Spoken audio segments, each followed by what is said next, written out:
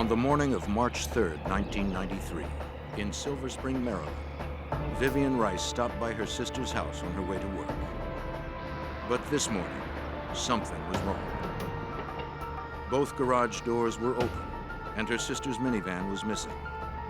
Inside the house, Vivian would discover a brutal triple homicide, executed by one of the most ruthless and cunning killers to ever challenge the FBI.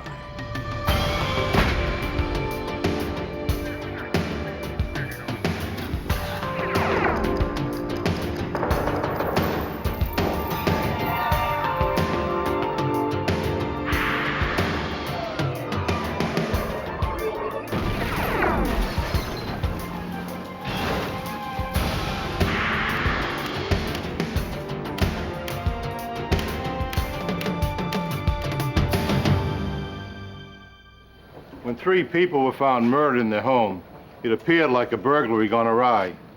But a crime this horrific deserved a closer look. The suspect who had the most to gain from the deaths also had the perfect alibi. Photographic proof that he was 3,000 miles away when the crime was committed.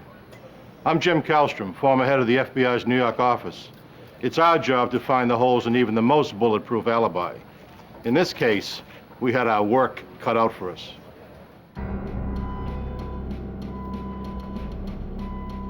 A Montgomery County, Maryland police officer responded to Vivian Rice's frantic 911 call. He found a female victim dead just inside the front door. He also found a second woman dead. And a young boy, apparently murdered in his bed. We got 3 victims here. Need detectives and evidence technicians over here. Through the day and into the night, investigators would scour the scene for evidence, thoroughly searching both inside and outside the house. They soon identified all the victims. Mildred Horn was a 43-year-old divorced mother employed as an American Airlines flight attendant. She had been shot 3 times in the head. Her 8-year-old quadriplegic son, Trevor, who required round-the-clock nursing care, appeared to have been suffocated. Police found him disconnected from his respirator. And Trevor's overnight nurse, 38-year-old Janice Saunders, had been shot twice, in the skull and in the eye.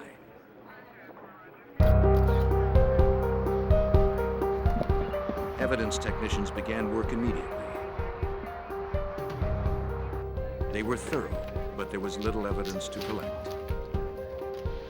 They dug a single distorted bullet fragment from the wood beside Trevor's window. Investigators took swabs of blood, carefully collecting samples for DNA testing. But the blood would match only the victim's DNA. With so little to lead investigators to a suspect, technicians scrounged harder for clues, collecting anything and everything that seemed promising.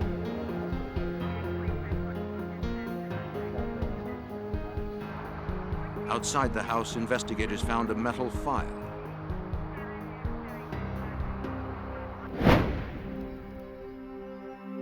Police were thorough, but the killer had been meticulous.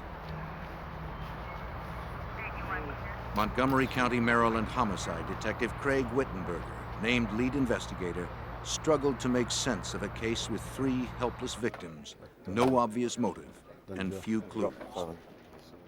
There were some things that struck us as odd, I think, from the very beginning of the on-scene investigation inside the house.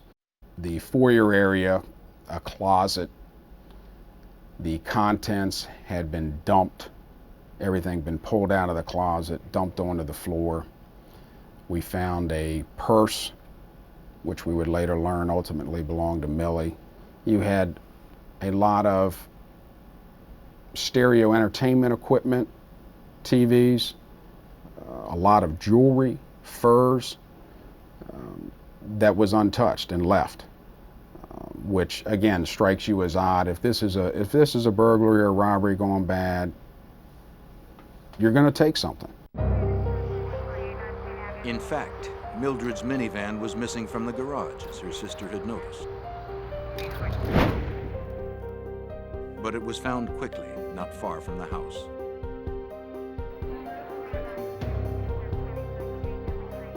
Some of Mildred's credit cards were also missing, but found the next day on a nearby roadside by a jogger. Investigators now positively eliminated burglary as a motive. Instead, they wondered if the missing items were a deliberate attempt by the killer to throw them off his trail. The scene had the earmarks of a planned, professional execution.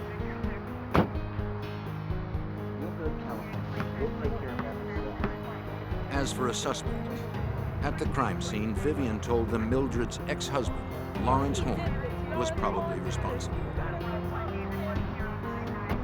She begged them to investigate him.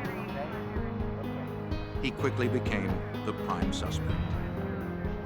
All the family members were giving us this information that kept pointing to Lawrence Horn, that would be based on the very stormy, rocky relationship that Millie and Lawrence Horn had had for many, many years.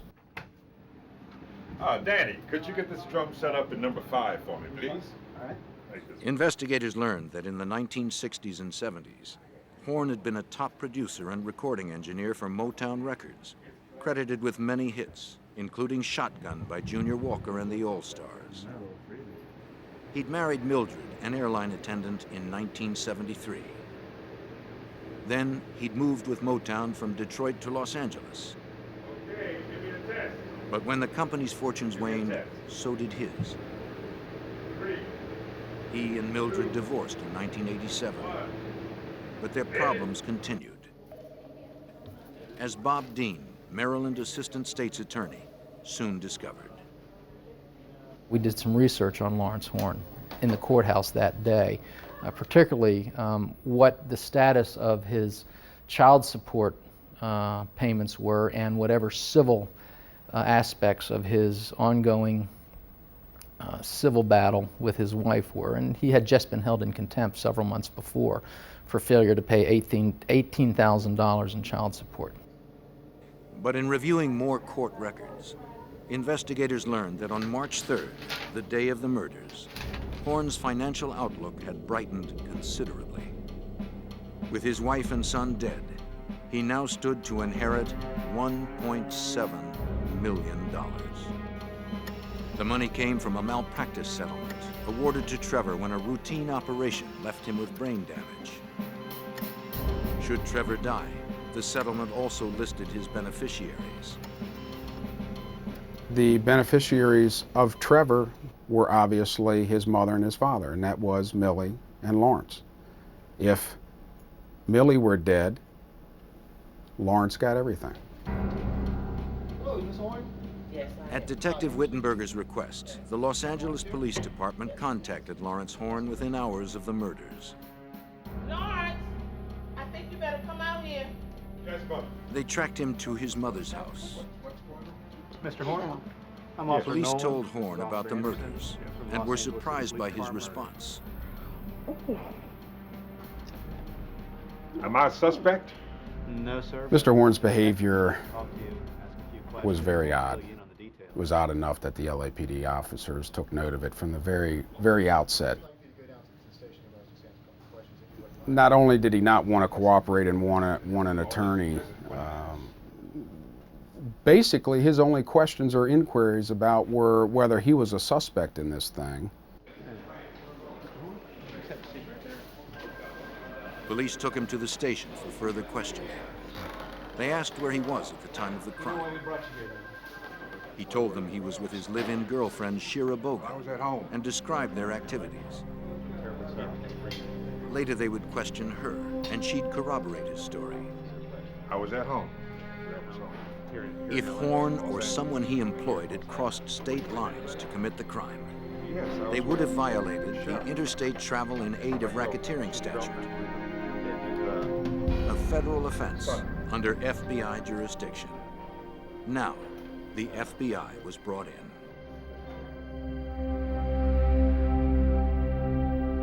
A heinous crime had shocked the quiet community of Silver Spring, Maryland.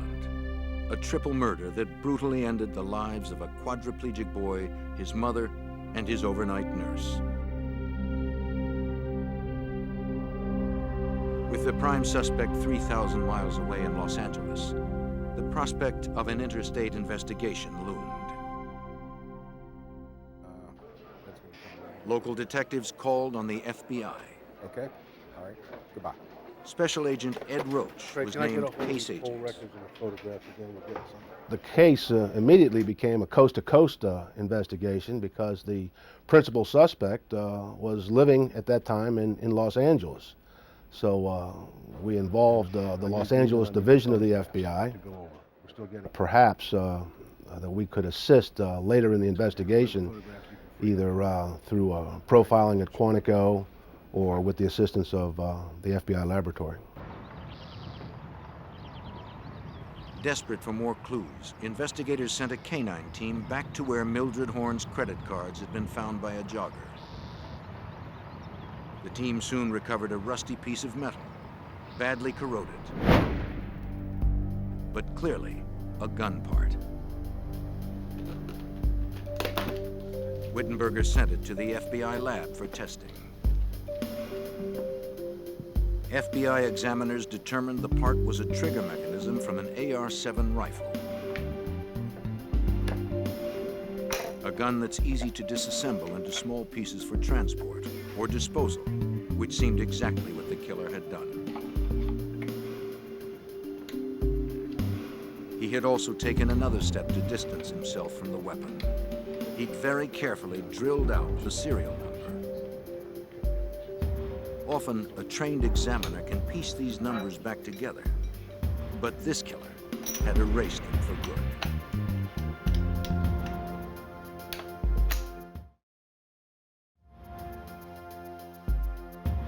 Another firearms expert would determine how long the gun part had lain by the side of the road. Analysis showed the amount of corrosion was consistent with the time elapsed since the killings had occurred. So this was likely the murder weapon.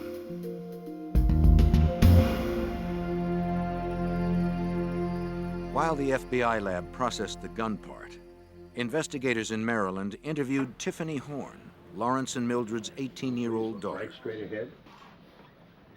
She was a student at Howard University in Washington, D.C. They gave her a routine polygraph test, which she easily passed.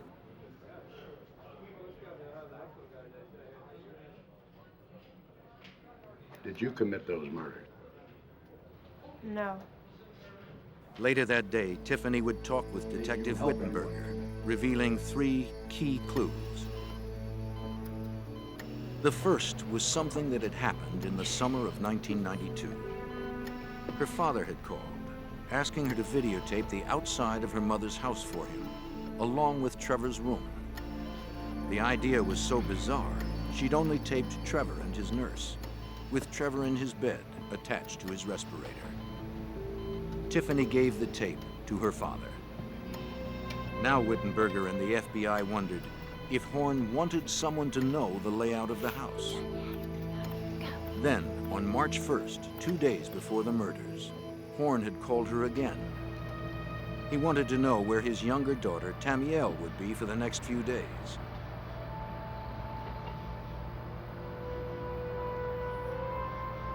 Tiffany said Tamiel would be with Aunt Vivian the night of March 2nd, because her mother was flying out on an early flight the morning of March 3rd. It made investigators suspect that Horn had known when the murders would occur.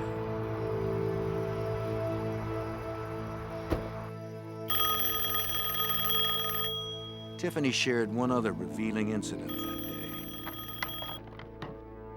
At about 2:30, the morning of the murders, she had inadvertently called her mother.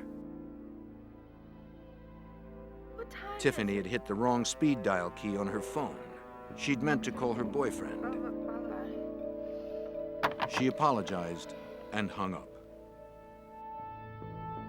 The timing of the call helped investigators estimate the timing of the murders, along with another observation. Trevor's round-the-clock nurses made entries every hour in a logbook near his bed.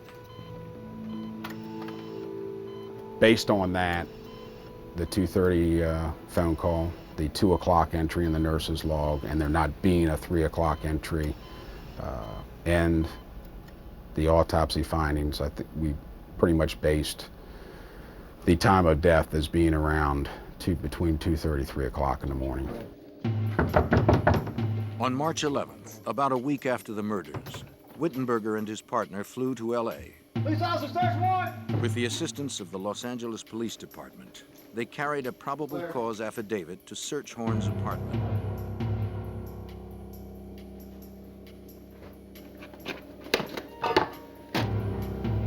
They collected hundreds of audio and videotapes.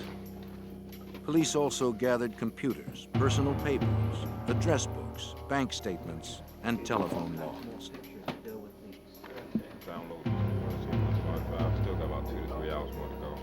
Back at the station, investigators began the time-consuming task of reviewing all they'd recovered. They'd printed thousands of pages from the hard drives of Horn's computers. They found he'd made handwritten notes on documents regarding Trevor's settlement money. The notes confirmed what they already suspected. Horn was well aware he could gain a fortune from his son's death, and he was well versed in the legalities of the settlement. Investigators also found a map that was telling. It was hand-drawn, showing Mildred Horn's neighborhood. The streets were outlined and labeled. An X and her initials marked her house. Had Horn been directing a stranger to find her? Perhaps a contract killer. In the hundreds of hours of videotape that were recovered and screened, one home movie stood out. Horn had videotaped himself standing in front of his television set, which was tuned to the cable TV program guide station. The station was clearly broadcasting the time and date. 11:45 p.m., March 2nd, 1993, California time. 2:45 a.m., March 3rd, Maryland time. Exactly the time and date of the murders. Investigators quickly dubbed it the alibi tape, since it seemed to have been created for that purpose. Now, Wittenberger and the FBI seemed to have some substantial leads, but they were still far from apprehending the mastermind of this brutal crime. There he is again. Same shit. He's walking back. When investigators searched the LA apartment of their prime suspect in a triple murder, they discovered a suspicious videotape. Among themselves, they called it the alibi tape. But they would soon find a recording that was even more incriminating. A 22-second excerpt from Horn's dozens of audio tapes. It was from a conversation between Horn and an unknown male. The words were cryptic, but their meaning was clear. Can you play that?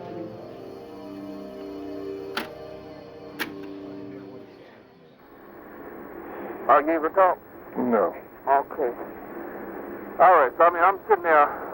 Can you, Take a picture. I can take a picture of him, right face there, but I couldn't, the noise, you understand what I'm saying? I wasn't able to do that. I didn't want to go frontwise. After listening to that, we felt Mr. Horn probably was in Los Angeles at the time.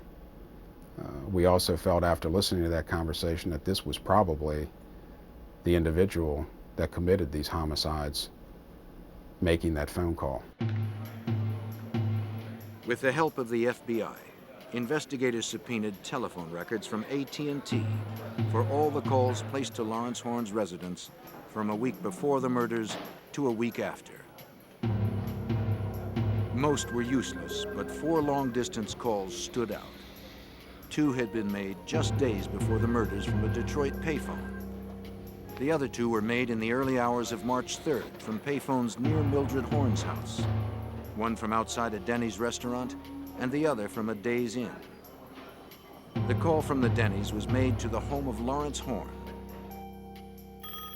at 5:12 a.m. Maryland time, just a few hours after the murders. What is going on? What time is it?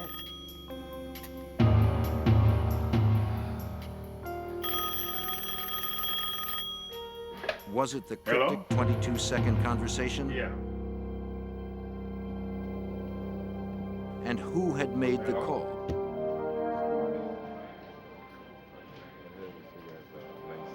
Investigators spent hours scanning dozens of registration forms from local motels.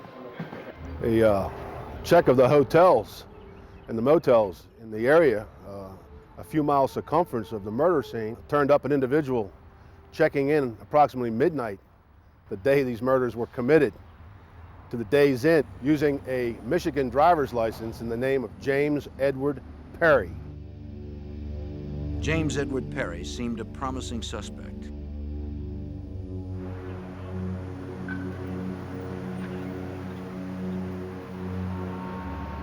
With Lawrence Horn's roots in Detroit's music industry and the Detroit call in his telephone records, perhaps there was a connection.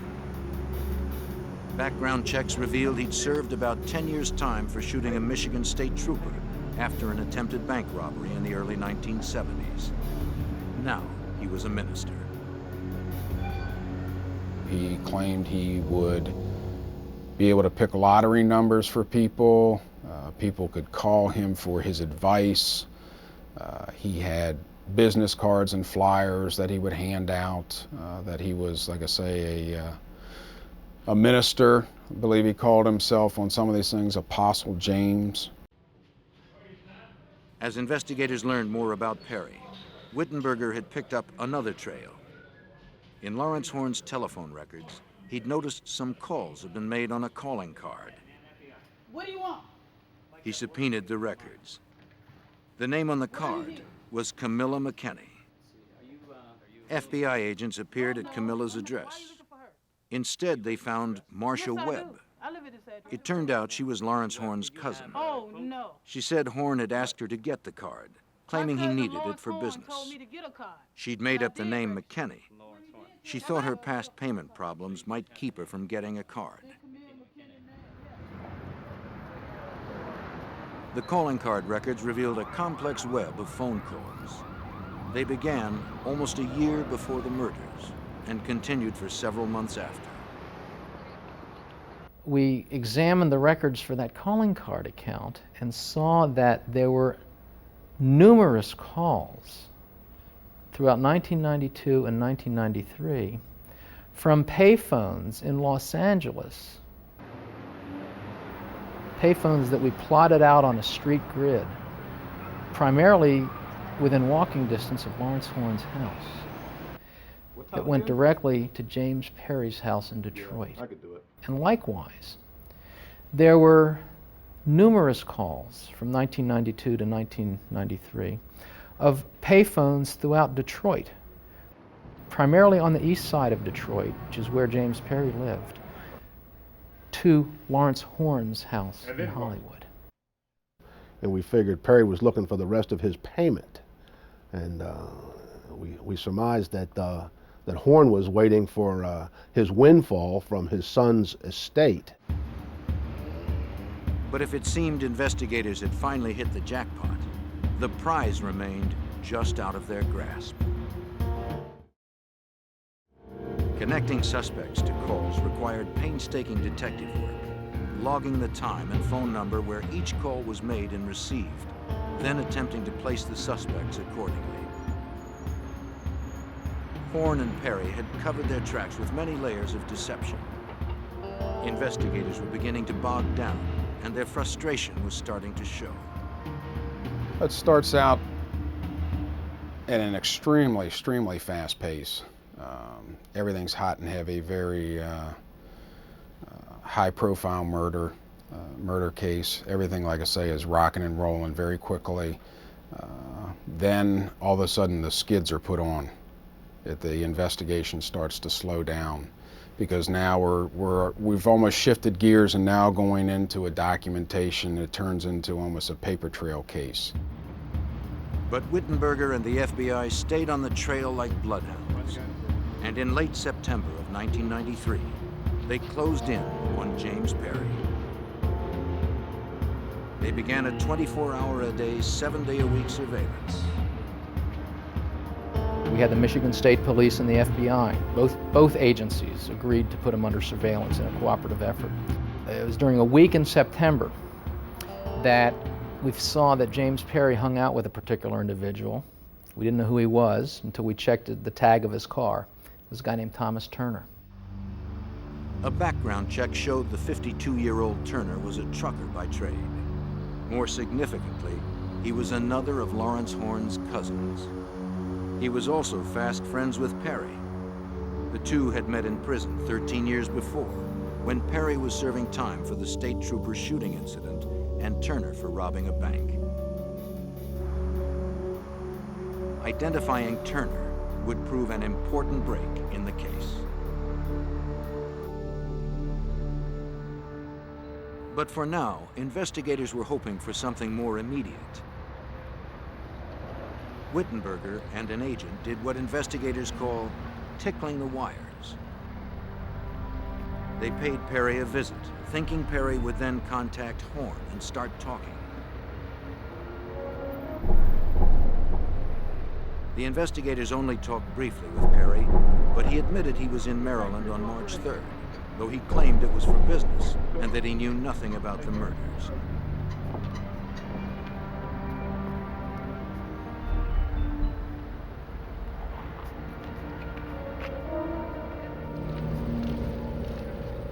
In September of '93, after weeks of wrangling for court authorization to tap Lawrence Horn's home phone, federal agents finally got the go-ahead. Special Agent Roach was key in obtaining the approval. We were hoping to get the smoking gun, the conversation between James Edward Perry and Lawrence Horn. We were hoping for a conversation that would say something like, I want the rest of my money, you know, I did the deed, the down payment's not enough, you promised me such and such, I only got this, and now I want the rest of my money, or maybe you're going to be next. Something like that would have been terrific.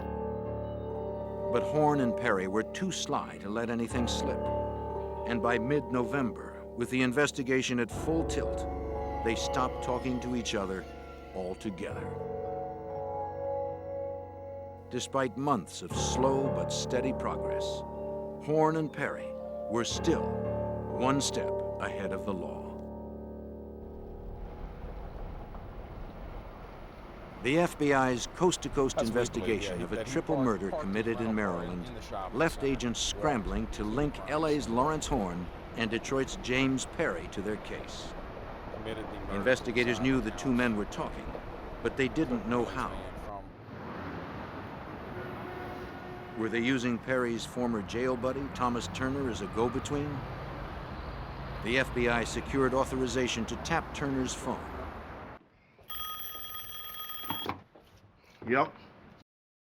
That was the key. Yeah, what's up? Both Horn and Perry talked yeah. to Turner often, Yeah, okay, and that's Turner no problem. relayed messages between them. But they were careful not to use language that might incriminate them. And once again, agents found themselves back in the same old grind, monitoring and logging hundreds of calls, then trying to make links between the callers. All right, I'll talk to you later.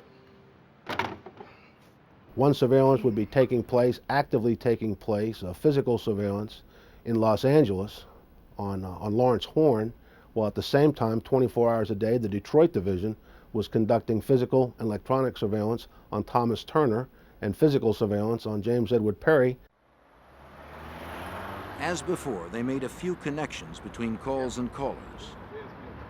But mostly, the process seemed just a test of their endurance and dedication.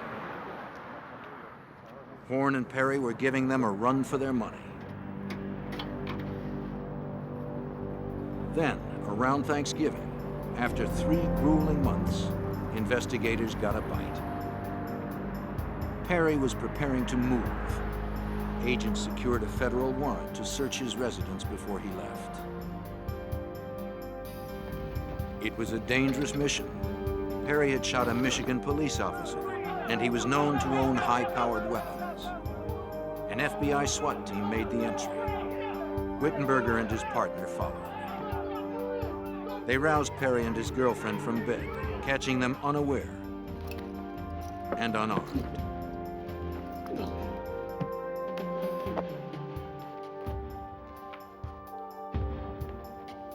Then they began to search the house.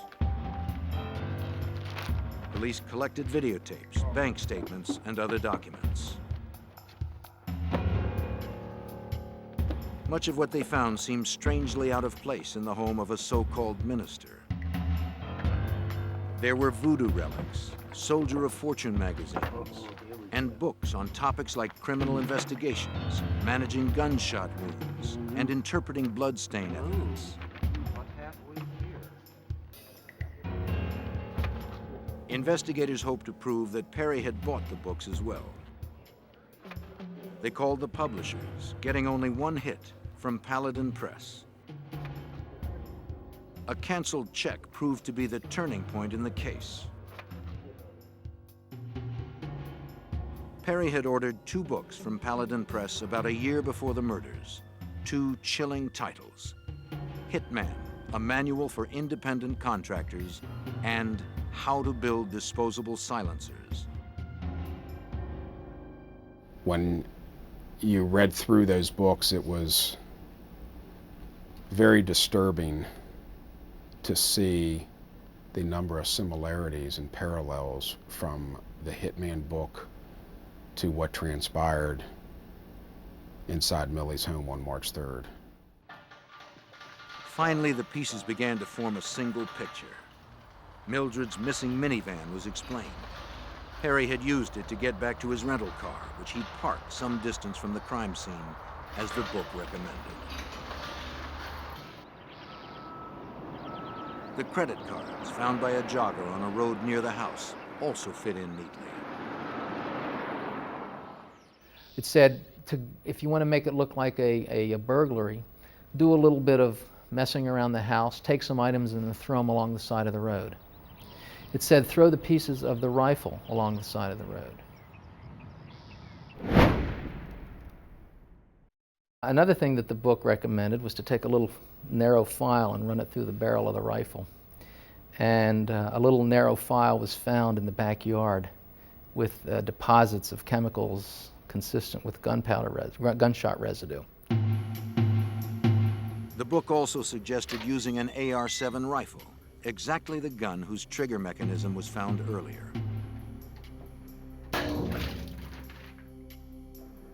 Likewise, examiners determined the single spent bullet found in Trevor's room was .22 caliber, popular with assassins.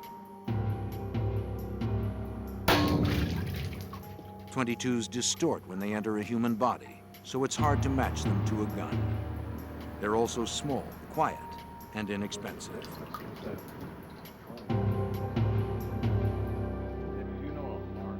In January of 1994, there was another big break in the case. After months of pressure from Wittenberger, a grand jury subpoena finally brought in Thomas Turner. He agreed to talk in exchange for immunity. 1992. Could have. In a deposition for a Maryland grand jury, Turner said his cousin, Lawrence Horn, had come for a visit in May of 1992, 5 months before the murders. Though Turner hadn't seen him in 20 years, Horn immediately complained of trouble with his ex-wife Mildred. Turner gave him the name of James Perry. Yes, I'm sure. That's all Turner would say, though Wittenberger believed he knew much more. Fortunately, he'd said enough. At that point, because of what we had learned from Thomas Turner and what we had learned from the Hitman book and the wiretaps, we felt we were in a position to establish a conspiracy, to establish that James Perry had in fact carried out the killings. That summer, Wittenberger struck. On July 19th, 1994, he arrested Horn at his Los Angeles apartment without incident. Wittenberger would question him for 45 minutes at the police station, but Horn refused to talk about the crime.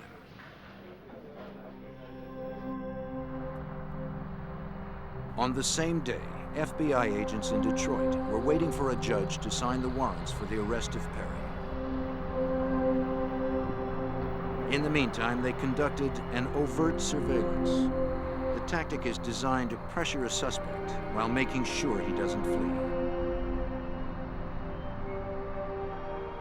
It wasn't supposed to be a covert surveillance, and we really didn't care if he saw them or not. We just didn't want it to be a confrontational surveillance until the warrants were signed.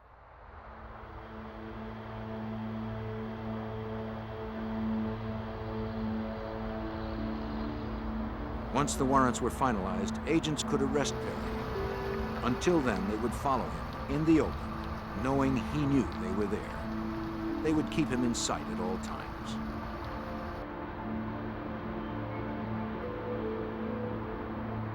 Perry grew increasingly annoyed.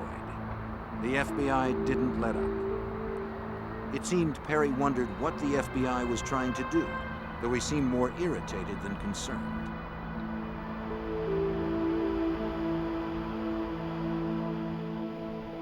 He drove off, still in clear view of agents. They didn't know where he was headed, but stayed with him anyway.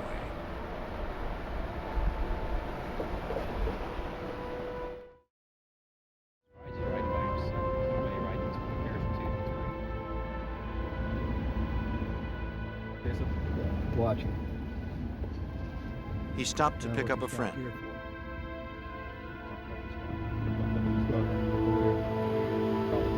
A man the agents were not familiar with. Stranger to me.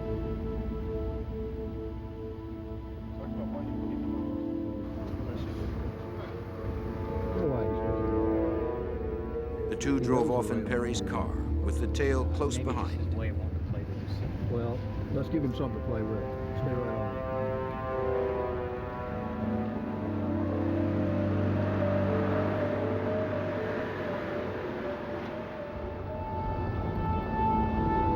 Then, incredulous, agents guessed where Perry was going. After only about an hour, the constant tail had made Perry so angry, he decided to file a complaint.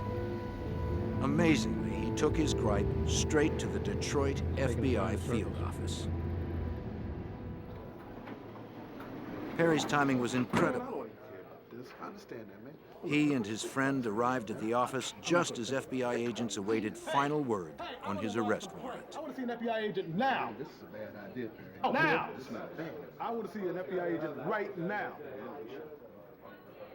Perry demanded to see an agent, I'm not going to calm down. and he was quickly I'm not going to accommodated. sit down. A clerk called Special Agent Roach. Bring heat on yourself. Bring one in.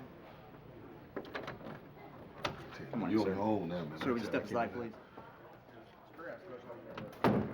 While agents checked him for weapons, Perry confronted Roach, wanting to know if agents were going to arrest him or if they were just planning to harass him.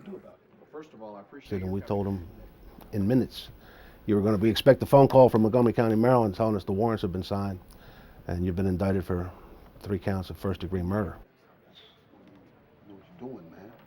And the telephone came in a few minutes later, and we advised him that he was in fact under arrest. You have the right to remain silent. And you have the But right to now, legal counsel. even with If you both like men in a custody, statement, you'll one ensure question that all still your rights are remained. protected and observed. If Perry was the hired gun, how had Horn paid him for the crime? After months of relentless pursuit by local investigators and the FBI, the elusive Horn and Perry were finally in custody. But there remained a nagging question. How had Horn paid Perry for the crime?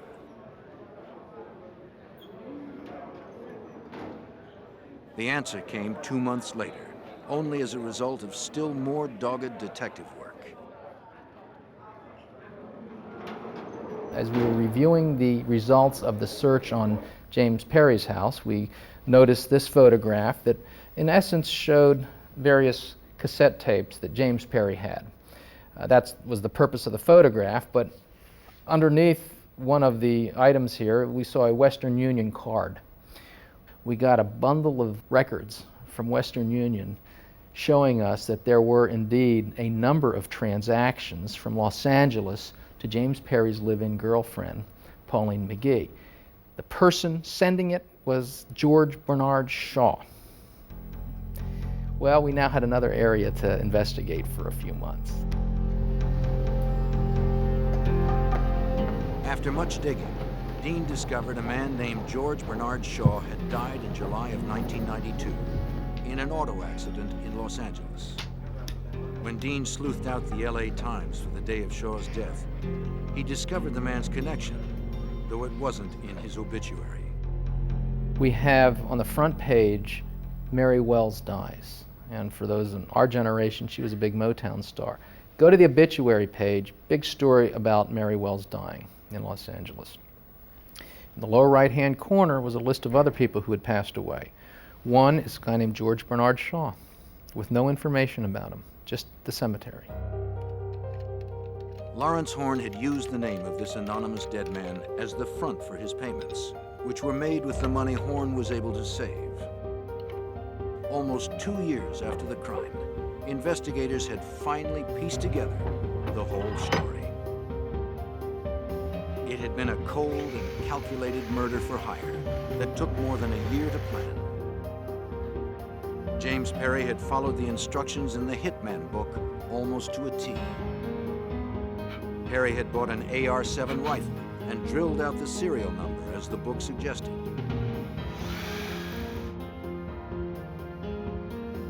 And he'd built a disposable silencer using the book's directions. He'd carefully cut the parts and assembled it.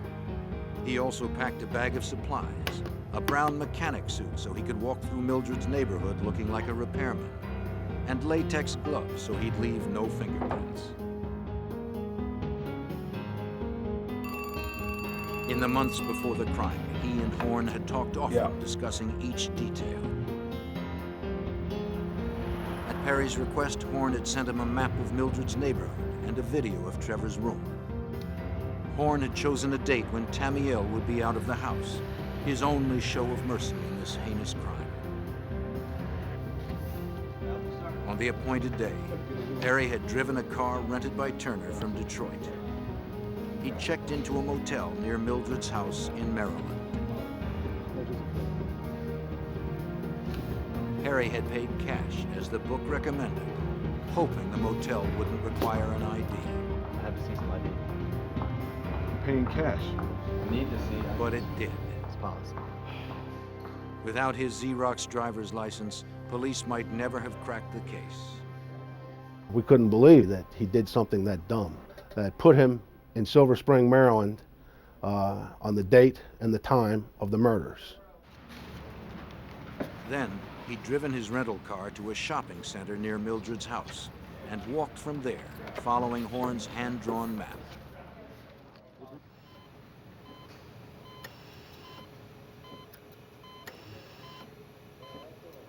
In the house, unsuspecting, Nurse Janice Saunders made the 2 a.m. entry on a medical log attached to Trevor's bed.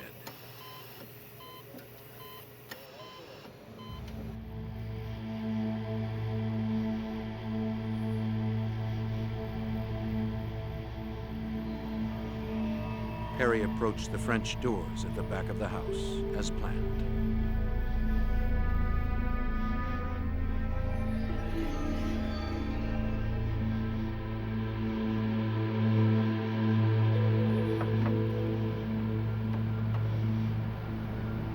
Though locked, the doors were easily opened.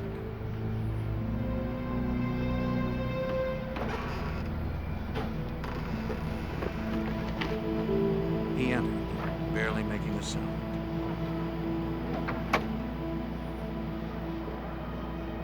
Inside, he assembled his rifle and homemade silencer.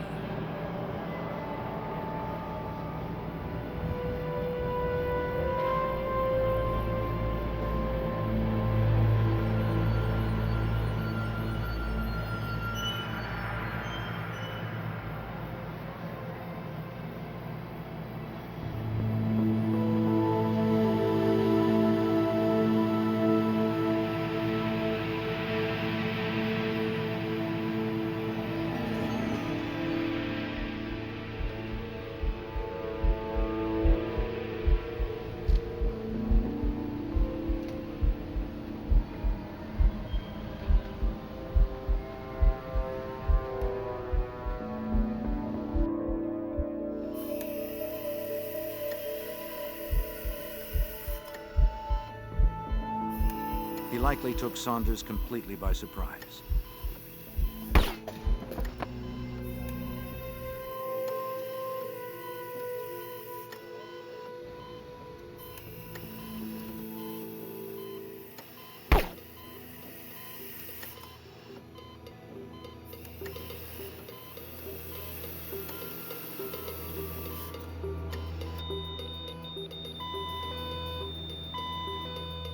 But when the boy stopped breathing, his medical alarm spoke for him.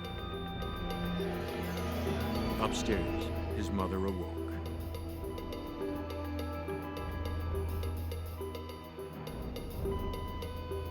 Mildred Horn went downstairs to investigate. There, she too met the killer. Harry shot Mildred 3 times in the face.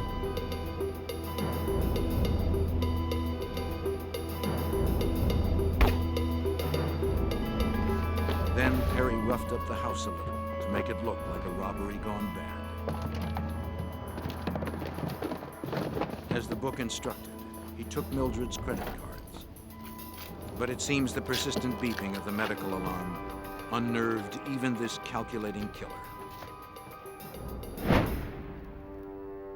He stuck to the manual instructions. On his way out, he quickly bored out the gun barrel, using the metal file to foil ballistics tests as the book instructed. For a quick escape, he took Mildred's minivan back to where his rental car was parked. On the way, he'd scattered Mildred's credit cards and the gun parts, though only the trigger mechanism was found. All right, so I'm sitting there. Can you, Take a picture. I can take a picture of him, right basically there, but I couldn't. The noise, you understand what I'm saying? I wasn't able to do that. I didn't want to go frontwise. It was a case that had to be put together by really an exhaustive search of every clue possible, every clue imaginable. And we literally spent 1.5 years, 2 years doing nothing but working on this case. In September of 1995, 2.5 years after the murders, James Perry was brought to trial in Maryland. Bob Dean served as special prosecutor because of his intimate knowledge of the case. Perry received life for conspiracy and 3 death sentences for the murders. Those death sentences were later commuted to life. Perry has no chance for parole. He is never admitted to committing the crime. Lawrence Horn's trial began that April in a packed Maryland courtroom.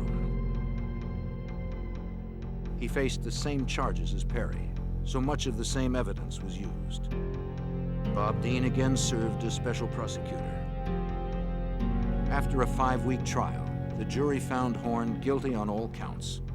He showed no emotion, and like Perry, he never confessed to the crime. On May 13th, Horn received 3 life sentences without parole. He appealed once and was denied.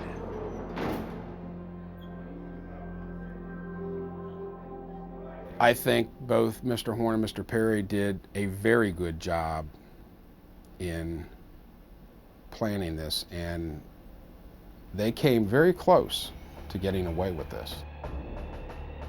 There would be one more bittersweet victory for the families of the victims. Following the murders, they filed a federal lawsuit against the publishers of Hitman, a technical manual for independent contractors. In late May of 1999, they won the suit, including a multi-million-dollar settlement and a promise from the publisher to stop selling the book. When a young woman vanished, family and friends discovered her secret life. The political appointee carried on an illicit affair with a wealthy, married man. Investigators suspected that her ex-lover was responsible, but they had little physical evidence to support their theory. In order to bring him to justice, the FBI would have to go undercover and turn brother against brother.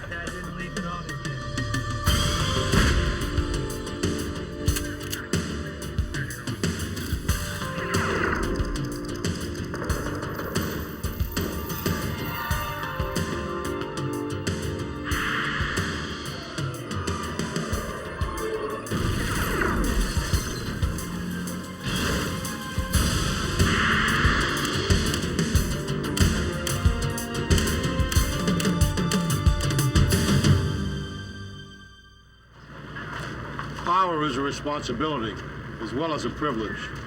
But in the wrong hands, power can corrupt. This is especially true in the legal community. For former Deputy Attorney General for the state of Delaware, losing sight of his sworn oath to uphold justice would prove lethal. I'm Jim Kallstrom, former head of the FBI's New York office. When a prominent attorney tried to put himself above the law, it was up to the FBI to prove that justice is blind. Philadelphia, Pennsylvania, Thursday, June 27, 1996. At the upscale Panorama restaurant, prominent Delaware attorney Thomas Capano, separated from his wife, dined with his mistress Anne Marie Fahey, the appointment secretary to the Delaware governor. Back next week, we'll be able to look how good we work together. Despite the candlelight and wine, her mood was grim. Anne Marie told Capano she wanted to end their relationship. Capano was furious with her decision.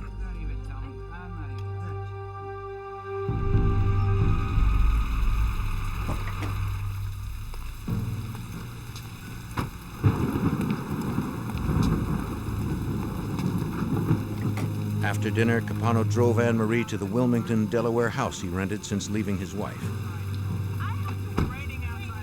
He insisted she come inside to continue the conversation.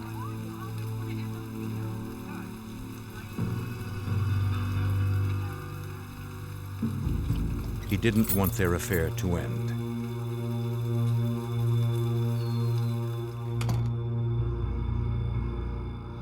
Two nights later, Anne Marie failed to show up for a dinner party with her sister Kathleen. Concerned, Kathleen arranged to meet the Delaware State Police at Anne Marie's flat. She explained that no one had heard from the governor's secretary since Thursday. They found unpacked perishable groceries on the kitchen counter. Kathleen called Michael Scanlon, a successful banker and Anne Marie's close friend, to see if he had seen her. He was supposed to pick her up for the dinner party, but Anne Marie never returned his calls. Yes, it is. This is out of character for her? Yes, has everything always put in its place. I just don't understand. Anne Marie's family knew her to be neat and orderly, yet her apartment was in disarray. Shoes littered the bedroom floor alongside her purse. An expensive pantsuit remained in its gift box. This isn't normal. No, not at all. A detective searched the purse. He found her wallet and ID, though her keys were missing. Detective Robert Donovan of the Wilmington Police was called to the scene and believed that Anne Marie hadn't left the apartment on her own. From the information that they're providing, they said she's not the type of person to leave, go walking around the neighborhood, or to go somewhere without letting somebody know where she's at. Number one, typical with a female, when she goes somewhere, she takes her pocketbook, wallet, identification, something. This is Detective Donovan. In the bedroom, Kathleen found a packet of letters from a man named Thomas Capano. They professed his love for her. Kathleen and Scanlon were perplexed. Anne Marie had never even mentioned Capano. Though Anne Marie's sister had never heard of the man, Detective Donovan certainly had. Thomas Capano was a powerful man in the state of Delaware. Tom Capano was extremely connected. He was, at one point, he was number 2 man for the city of Wilmington. He was head legal counsel for the governor for the state. He was very close with a number of state representatives, state senators, extremely close with some retired police chiefs for the city of Wilmington. Very influential. The detective found Anne Marie's journal in the bedroom and flipped to the last page. The diary entry evidenced her relief at ending her love affair with Capano. It read, "I have finally brought closure to Tom Capano. What a controlling, insecure maniac." Doesn't look like a happy relationship, though. No, not at all. The officers paid a visit to Thomas Capano at 3:39 a.m. Separated from his wife and the father of 4 daughters, 47-year-old Capano was living in a rented house located only minutes from Anne Marie's apartment.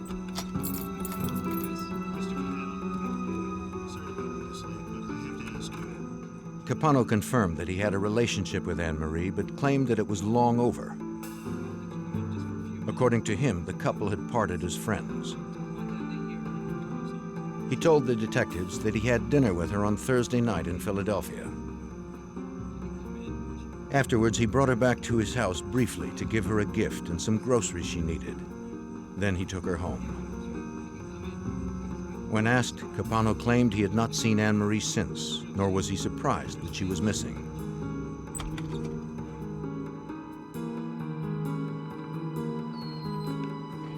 Capano explained that Anne-Marie had Friday off. Perhaps she had decided to go away for the weekend. He described her as moody and at times suicidal. He suggested the police wait until Monday morning when she would probably show up at work. We then asked him if she, in fact, was at his house, and if he would have a problem with us looking through his house. He stated that he would have a problem because his children were with him for the weekend and they were upstairs asleep. On Monday, however, Anne-Marie failed to show up for work. Investigators returned to her apartment building and talked to her downstairs neighbor. Can you tell me something about what happened last night? The neighbor had been away over the weekend, but remembered hearing a single set of footsteps in Anne-Marie's apartment on Thursday evening at around 9:45. Normally we hear high heels. They seemed heavier than usual, possibly a man's. She heard nothing more after that night.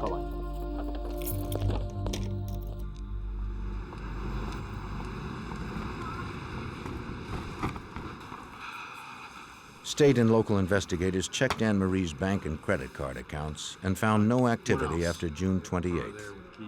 Friends and relatives reported they had not seen or heard from her since that day.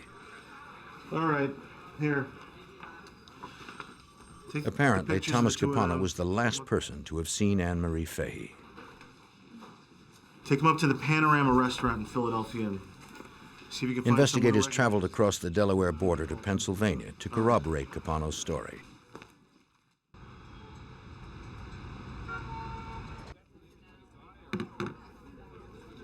They spoke to the waitress who served the couple on June 27th at about 7 p.m. She remembered the evening and recognized Thomas Capano and Anne-Marie Fahey from the photos. Yeah, that's her. She wasn't really happy. She wasn't. The waitress recalled that the pair seemed tense. Anne-Marie said little and hardly touched her food. After she handed the bill to Capano, he passed it to Anne-Marie, who signed his name on the charge slip. The waitress never overheard any of their conversation since the couple stopped talking each time she approached the table.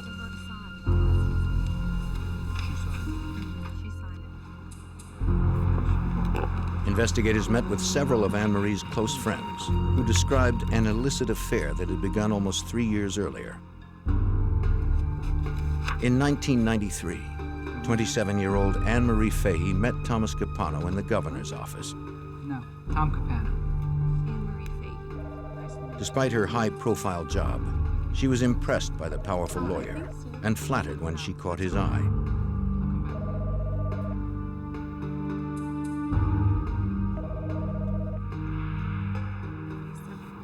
Investigators learned that while Capano showered Anne-Marie with expensive gifts, he only romanced her in out-of-the-way places to avoid being seen. She felt a strong attraction to the charismatic older man, but feared her family's disapproval and kept the affair secret. I'll be waiting for you when you go back. As months passed, Anne-Marie confided to her friends that Capano's charming exterior belied an angry and manipulative man. He understood love only in terms of control. She told her friends that she couldn't trust him. By the spring of 1996, his manipulation and anger had damaged their relationship beyond repair.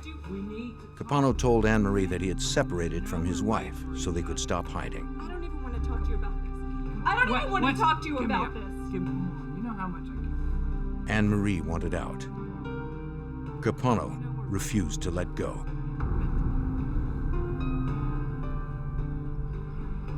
Detectives learned that shortly before Anne-Marie disappeared, she began seeing Michael Scanlon, who she found caring and stable.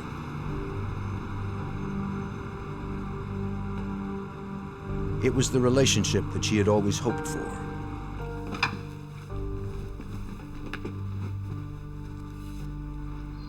The prospect of a marriage proposal seemed promising. Thomas Capano continued to pursue her. Anne-Marie told friends that Capano was stalking her. She was scared and wanted him out of her life. Capano refused to accept the rejection. Well, Tom Capano had never been told no before. He thought that he could control everything in his life and everything in everybody else's life. Finally, somebody, Anne-Marie Fahey, stood up to him and told him, no, I've had enough, and Tom couldn't handle it. The Fahey family posted a $10,000 reward for information relating to Anne-Marie's disappearance. Over the 4th of July weekend, hundreds of concerned citizens helped police conduct a massive search of the local park where Anne-Marie often jogged. The governor himself joined in the hunt. Thank you for everybody who knows and loves Anne-Marie. They found no trace of the missing secretary.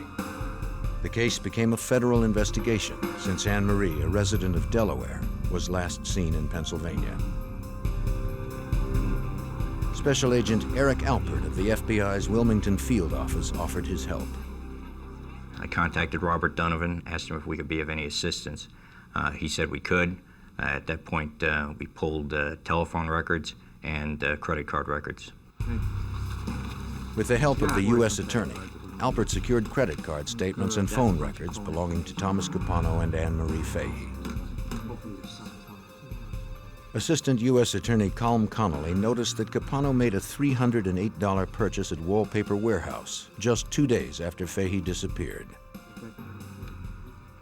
Thought that was odd because Tom Capano was living in a rental house, so I called the number for Wallpaper Warehouse. The person answered the phone and said air-based carpets. I turned to Bob Donovan right away, and we both had the same reaction, which was, my God, he must have rolled her up in a carpet.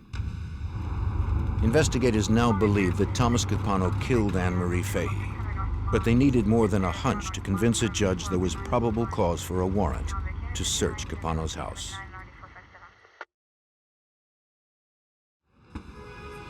In July of 1996, agents and local detectives focused on attorney Thomas Capano, who they suspected was responsible for the murder of his former mistress, Anne-Marie Fahey. 2 days after she vanished, Capano had purchased a new carpet. For Assistant U.S. Attorney Colm Connolly, it raised suspicions that Capano had concealed Anne-Marie's body in a rug and removed it from his house. Up until that point, we had probable cause to believe that Tom Capano had played a role in the disappearance of Anne-Marie Fahey. But what we didn't have was probable cause that we'd find evidence in his house.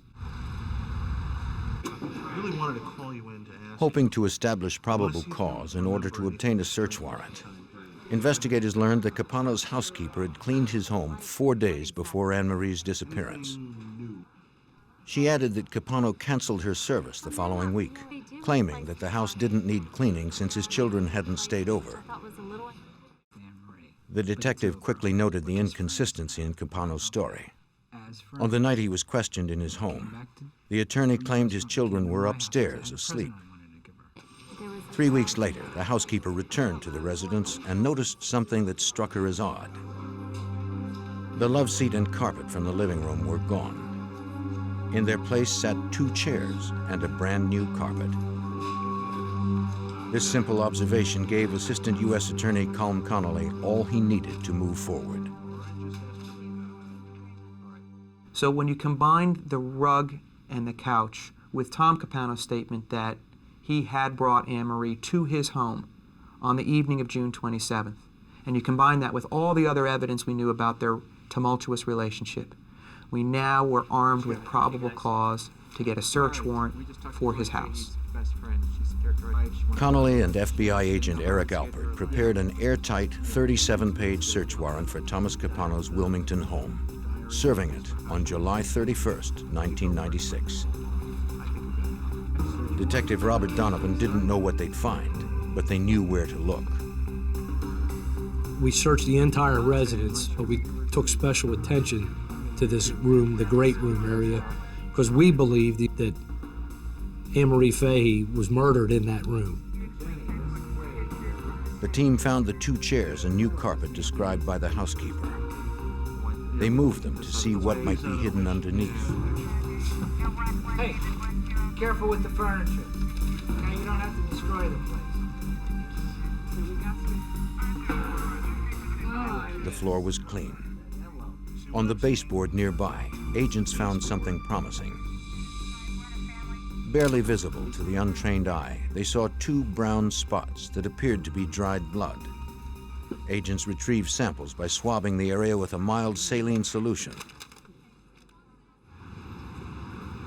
Investigators hoped the FBI lab in Washington, D.C. could provide stronger forensic evidence from the samples.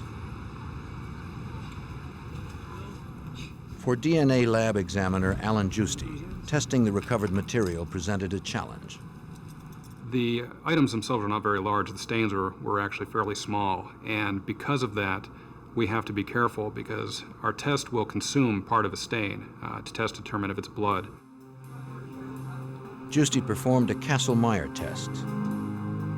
This test requires only a pinhead-sized specimen.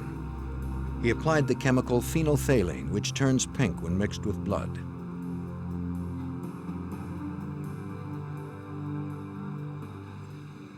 The test worked. For Agent Eric Alpert and the team, the discovery was important. This is very significant because at this point we had no murder weapon and had no other physical evidence in the case, so finding blood was very important to us. We needed to find whose blood that was and whether it matched Anne-Marie Fahey's blood. It was impossible to determine whether the blood belonged to Anne-Marie without DNA samples from her or her parents. Samples from her siblings would be too disparate to provide solid results. Unfortunately, Anne-Marie's parents were deceased. Anne-Marie's brothers and sisters provided investigators with a possible lead. A check of the missing woman's calendar book revealed that she had given blood a month before she disappeared. Agents went to the blood bank to subpoena the sample. It was too late. Her blood had been reduced to plasma and shipped overseas. There was only a slim chance it could be retrieved. Worse yet, DNA-rich red and white blood cells had been removed, and extracting DNA from plasma alone is next to impossible. As the investigation slowly moved forward, Thomas Capano continued to live a life of ease.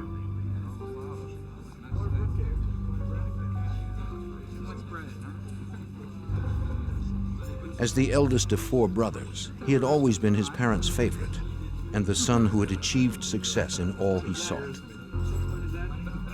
Thomas's brothers had always looked up to him.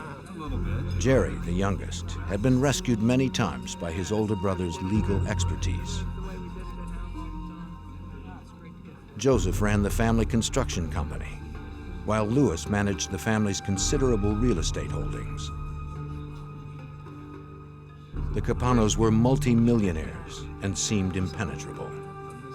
Investigators learned early on that Thomas Capano's family and friends were unlikely to cooperate.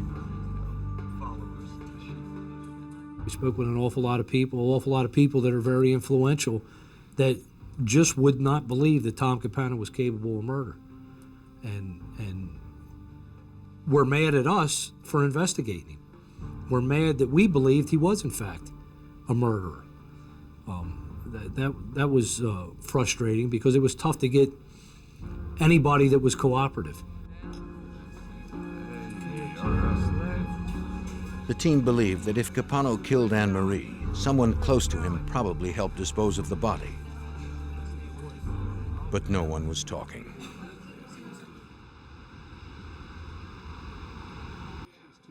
With no body, no DNA sample, no murder weapon, and no cooperation from his cohorts, the federal case against Thomas Capano was weak.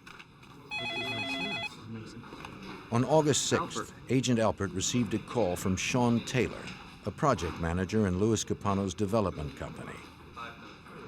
Taylor knew something he believed might interest investigators.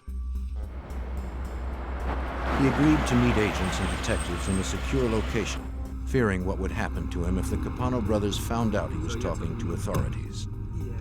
He described an unusual event that occurred the day after Anne Marie was reported missing.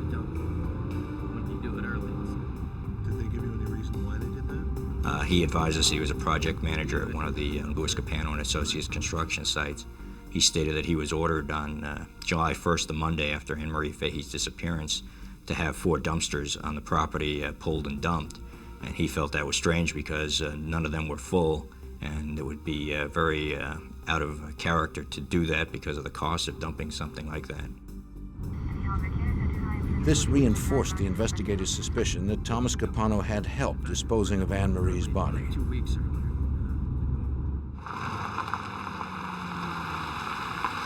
Louis Capano's development company was served with a subpoena for the dumpster records as investigators began to turn up the heat on the powerful Capano family. Louis, I need to talk to you. Here, go ahead and take these. Get with Bob. They hoped one of the brothers would turn against Thomas and tell authorities about Anne Marie's disappearance. Your screw-ups are driving me crazy. The solid bonds between brothers began to strain, but Thomas managed to keep everyone in line. See you later. Bye. Under oath, Louis denied that he had ordered the dumpsters emptied. Undaunted, investigators continued to pursue their best lead. So we traced that dumpster. We went to the hauling company. And we found out exactly when the dumpster had been removed. We found out the dump that it had been brought to. And we went to that dump site. In the middle of August, an evidence recovery team arrived at the Delaware landfill. Workers pointed out the area where the dumpsters had been emptied. The recovery team searched for anything that could be traced back to Thomas Capano's home. We were looking for the carpeting, the love seat, possibly a murder weapon, and also possibly Anne Marie Fahey's body. For 4 hot, grueling days, FBI agents scoured the landfills. They found nothing. The investigators finally walked away, tired and frustrated. Despite their strong suspicions, they didn't have enough evidence to bring charges. To agents, detectives, and prosecutors, it looked as if Thomas Capano had gotten away with the perfect murder. In August 1996, FBI agents and Delaware authorities continued to pursue evidence against Thomas Capano for the murder of his former mistress, Anne Marie Fahey. She had been missing for 8 weeks and was presumed murdered by her wealthy ex-lover. As FBI agent Eric Alpert explains, investigators had no physical evidence to support their theory. There were several challenges in this investigation. We had no murder weapon, no true crime scene, no body, and no witnesses who would come forward and give us information as to what had happened. On September 6th, investigators received the call they were hoping for. The blood plasma Anne Marie had donated a month before her disappearance had been recovered just before it reached its European destination. Sure. Agents needed a known sample of Anne Marie's DNA to compare to the unknown sample from the blood spots found in Capano's house. But DNA lab examiner Alan Giusti didn't know if the plasma would be sufficient. The problem with extracting DNA from plasma is that plasma is the portion of blood that is separated from the blood cells, and the blood cells are what contain the DNA. So when you're working with plasma, you're actually working with a very poor source of DNA. To his surprise, he found residual red blood cells in the plasma. This enabled Giusti to retrieve a small amount of Anne Marie's DNA. He compared her DNA sequence to the sequence from the unknown source.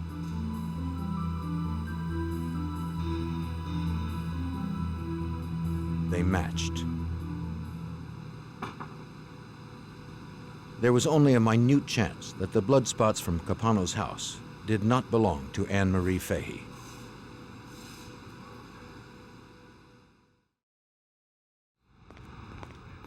Investigators now had the first piece of physical evidence they needed to support their suspicion that Thomas Capano had committed murder.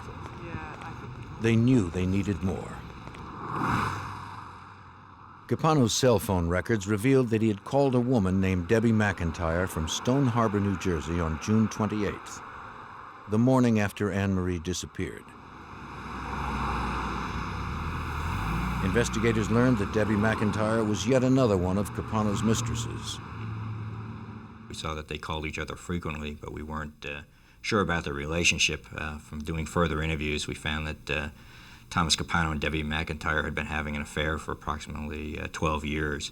So at the same time when he was having an affair with Anne Marie Fahey, he was also having an affair with Debbie McIntyre.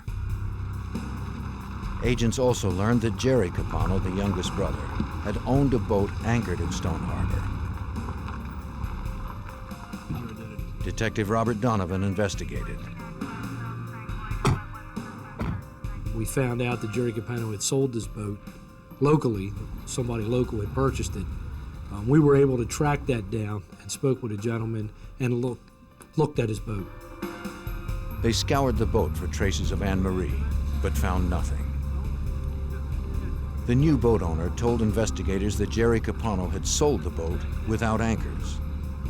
They suspected that the anchors were now at the bottom of the ocean, wrapped around Anne Marie's body.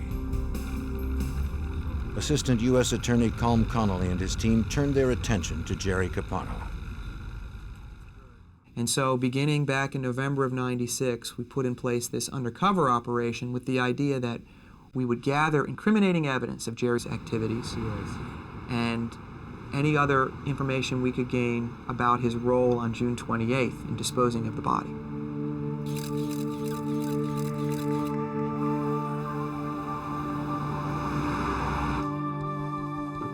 If agents gathered enough evidence to bring federal charges against Jerry, they could pressure him to talk about his brother's role in the murder. For 11 months, undercover agents tracked Jerry's every move. They learned that he frequented bars and nightclubs and used illegal drugs. They also learned that he collected firearms, a federal crime for a known drug user.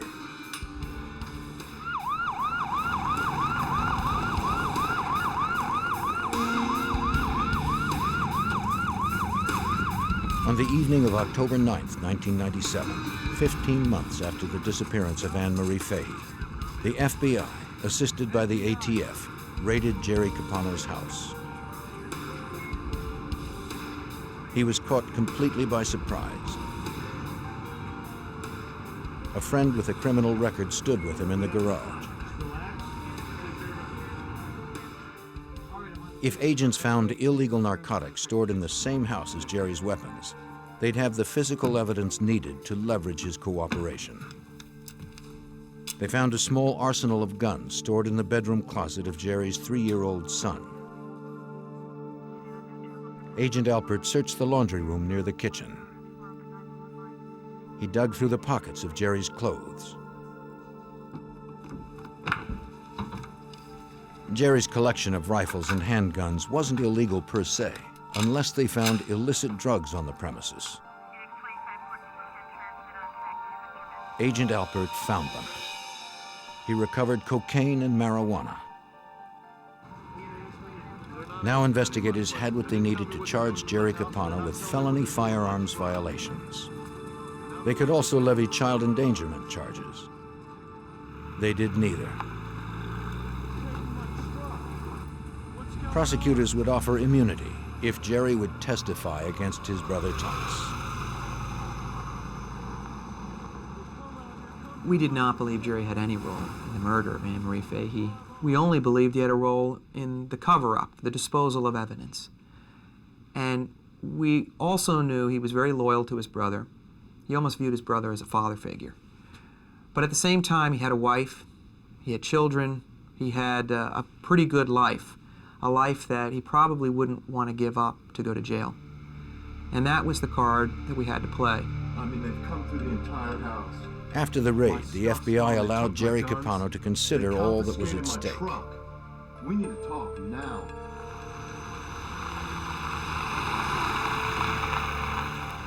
He was forced to choose between his brother and his wife and children. The pressure upon Jerry Capano was enormous. Not only was he one of Thomas Capano's closest allies, he was his brother. Investigators weren't certain if Jerry would crack. Even if he did, they had no way of knowing if he could help them bring the powerful Thomas Capano to justice.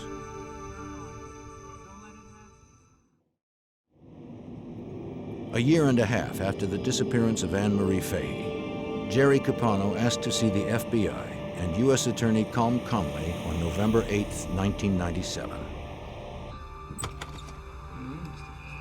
Federal authorities had threatened Jerry Capano with federal firearm charges if he did not cooperate with their investigation. They suspected Jerry had helped his brother Thomas Capano dispose of Anne Marie's body in the Atlantic Ocean. With legal counsel by his side, Jerry related his involvement in the incident. It began months before Anne Marie's June 28th disappearance. With you personally. Early in 1996, his brother Thomas came to him with a problem. Jerry told Agent Eric Alpert that he didn't realize Thomas had lied to him.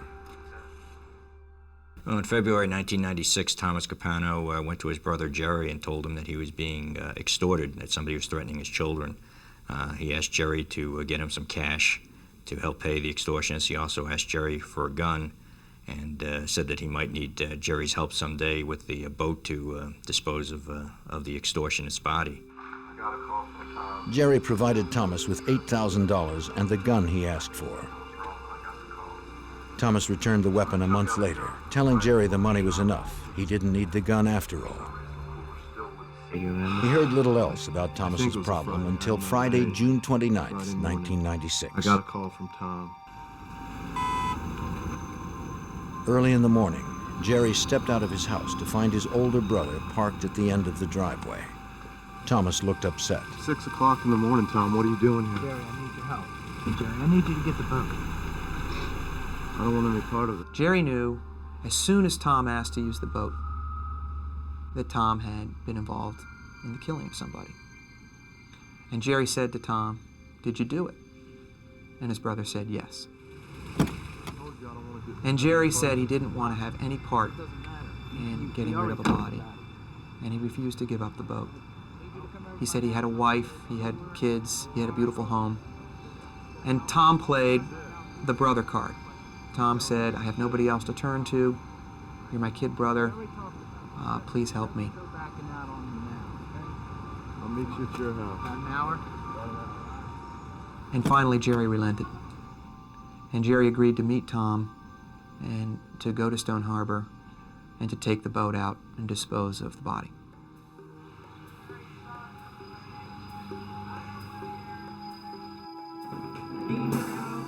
Behind closed doors, they met inside Thomas's garage, where he asked Jerry to help him load a heavy cooler into his truck. He never opened the cooler, but Jerry believed the body of Thomas's extortionist was stuffed inside. Only the carpet remained. Jerry told his brother not to take it on the boat because it probably wouldn't sink.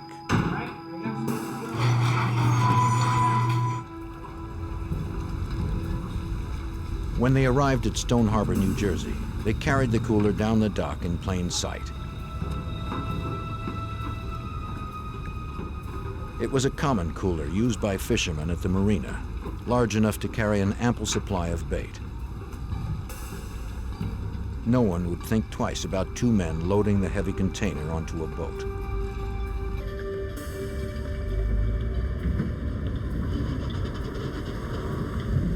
The brothers fueled up and headed for the open waters of the Atlantic.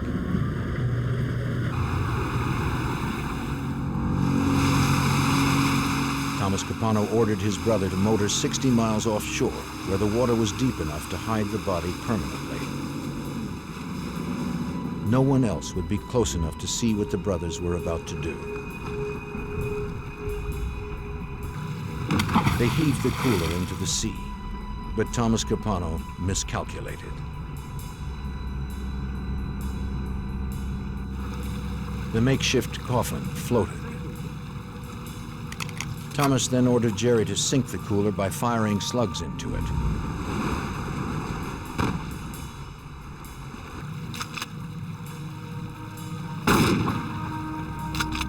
The cooler still floated.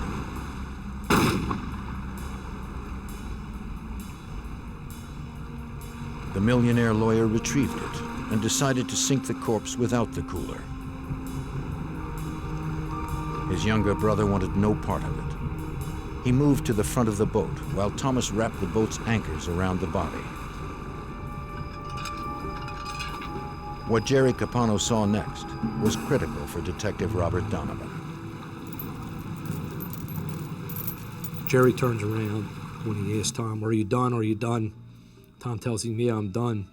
As Jerry turns around to look at Tom, he sees a calf and a foot sinking down.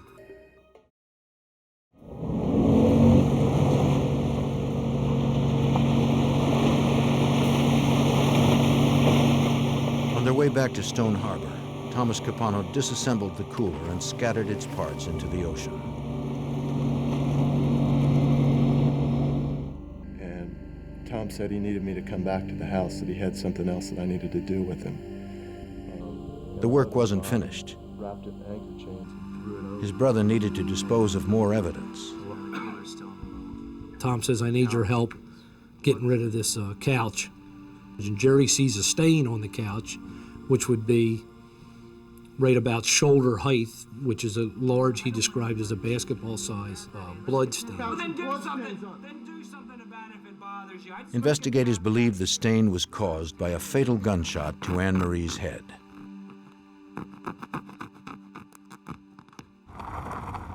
They dumped the couch and the carpet into a trash bin at a construction site managed by their brother Louis. Jerry had nothing more to add.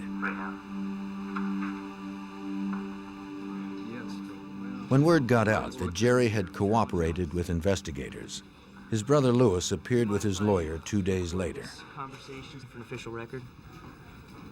Louis Capano recanted his earlier statement and admitted that he had obeyed Thomas's orders to empty the dumpsters earlier than scheduled. The FBI began 24-hour surveillance on Thomas Capano. They believed the suspected murderer might try to kill his brothers to keep them from testifying.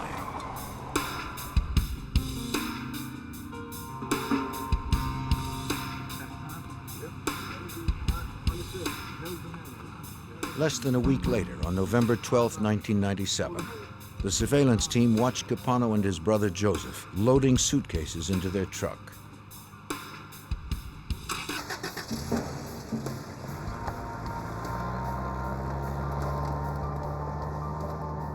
They were heading towards the airport. Agent Alpert feared Thomas was fleeing jurisdiction.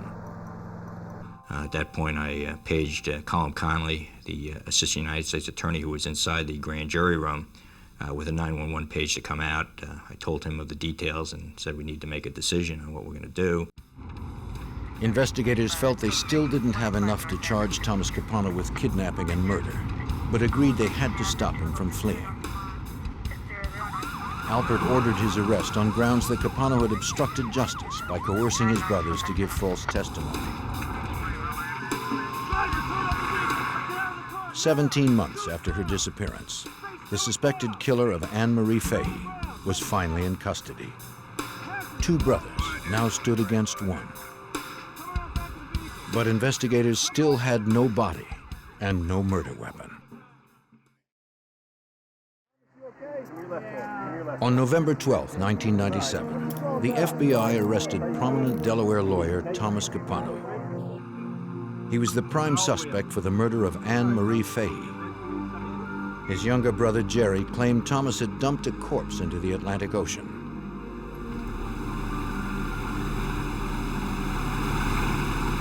Jerry pointed investigators to the area off the New Jersey shore, but they never found Anne Marie's body. Assistant U.S. Attorney Colm Connolly had a daunting task ahead of him. We didn't have a body, and that's always a problem. There have only been a handful of prosecutions in the country that have been successfully done without a body. And in Delaware, prior to this case, there had only been one case prosecuted without a body, and it had resulted in an acquittal. The only physical evidence they had against Thomas Capano were 2 specks of Fahey's blood found in his living room.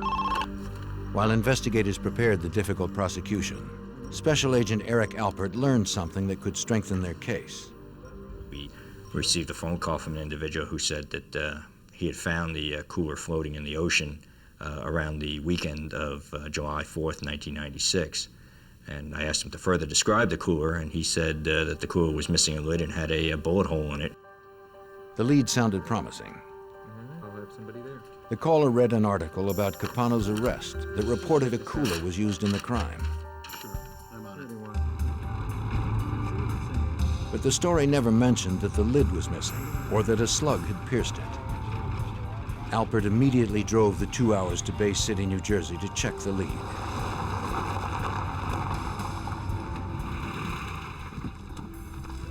On the weekend of July 4th, 1996, Ken Chubb was fishing 6 miles off Indian River when he came across a cooler bobbing in the ocean. It had 2 bullet holes and blood stain, but you know, we were amazed that this was a brand new cooler, but we weren't amazed at the bullet holes or the blood because they shoot shark a lot, and there might have been a shark flopping around in there and they shot it, and that's where the blood came from. Yes, sir. There certainly is. In fact, there's 2 of them. Chubb patched the holes, replaced the lid, and used it as his own until the Capano arrest story broke. Agents discovered the barcode on the cooler matched the one Capano purchased with his credit card on April 22nd, 2 months before Anne Marie disappeared. The cooler was important in this case because it prevented Tom Capano's defense team pretty much from saying that Jerry Capano was lying. It corroborated exactly what Jerry Capano had told us well before he knew we would ever find this cooler. The cooler was their second piece of physical evidence, and its purchase demonstrated Capano's premeditation. Investigators still had no murder weapon. They searched records at local gun stores for purchases by Capano or by others close to him. They hit pay dirt. Investigators discovered that Capano's mistress, Debbie McIntyre, had purchased a .22 caliber Beretta on May 13th, 1996, 6 weeks before Fahey disappeared. They brought McIntyre in for questioning. She pretended that her relationship with Thomas Capano was more casual than it actually was. She spent years in jail. Connolly asked if Capano owned a gun. McIntyre denied it. I asked her, "Do you own a gun?" And immediately her demeanor changed. She started blushing. She got very nervous. It was clear that she was lying, and she told us this just fantastical story about buying a gun and then throwing it in the garbage can. And we asked her, did anybody know she had bought that gun? And she said, one person, and it was Tom Capano. Connolly pointed out that if McIntyre supplied the gun to Capano, she had committed a felony.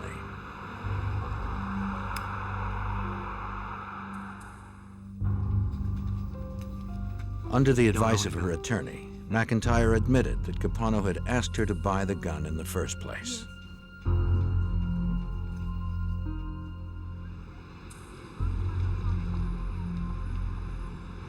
The trial began on October 26, 1998.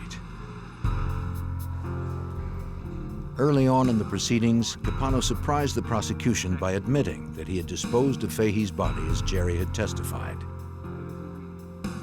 He also admitted to asking his brother Louis to empty the dumpsters early. On the witness stand, Capano painted his own version of events on the evening of June 27, 1996. After dinner, he and Anne-Marie came back to his place. According to Capano, they had resolved their differences. They were enjoying each other's company when Debbie McIntyre burst into his house. What are you doing? What is this? In here with this woman. What are you doing in my house? I am gonna... Angry and despondent, McIntyre threatened suicide. Anne-Marie was killed instantly. Despite his legal training, Capano claimed he didn't call police because he was trying to protect McIntyre and himself. Instead, he retrieved the cooler that he said was to be a gift to his brother. See if I can refresh your memory. He decided to use it as a coffin. This is the official document. During cross-examination, Connolly pointed out that Capano had prosecuted a similar case in 1976 when he served as Assistant Attorney General for Delaware. In that case, the killer dumped his victim into a creek near Delaware City. At the time, Capano was quoted as saying the killer would have gotten away with his crime if he would have dumped the body into the Atlantic. Capano denied this. Well, it's all here. Can I submit this, Your Honor? In the state's version of events, Capano forced Anne-Marie Fahey to return to his house. She was determined to end their affair. Capano would not be jilted. He took out the Beretta that McIntyre bought for him and shot Fahey in cold blood.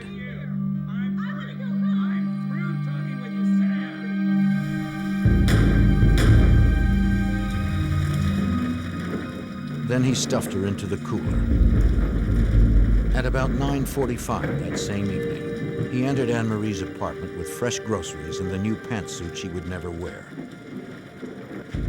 He carefully tried to cover his tracks as he had planned for months. On January 17th, 1999, the jury returned with a verdict.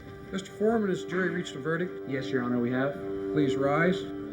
Based on his brother's testimony, the blood evidence, and the recovered cooler, the once prominent lawyer and millionaire Thomas Capano was found guilty of first-degree murder. We were able to reaffirm a lot of people's faith in the judicial system here. The system works. I think we accomplished justice here. I have a very good relationship with the Fahey family, and so I think we've not only been able to bring about justice, but we've brought as much comfort as they can have given the tragedy they had to suffer.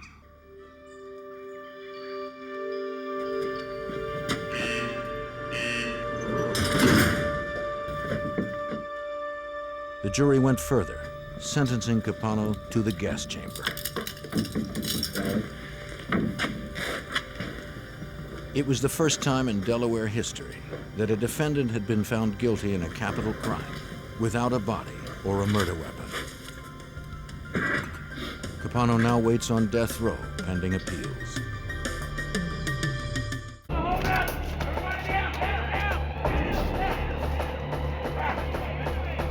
In the mid-1990s, a gang of professional bank robbers raided cities across 7 states.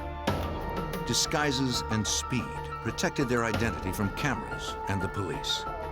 They stole hundreds of thousands of dollars, always leaving a bomb to terrorize their victims. With no leads and little evidence, the FBI had to find the bandits before someone got killed.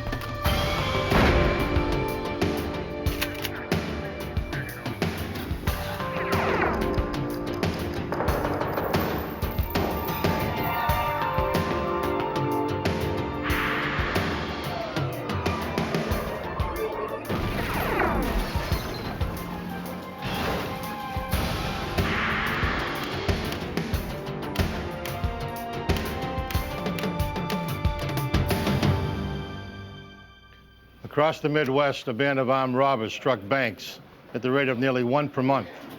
They attacked with lightning precision and lethal force. They were in and out in 5 minutes. I'm Jim Kallstrom, former head of the FBI's New York office. The stakes were raised when the FBI discovered the robbers had an agenda beyond personal wealth. To stop these violent extremists, the FBI need to capture their terrorist leaders.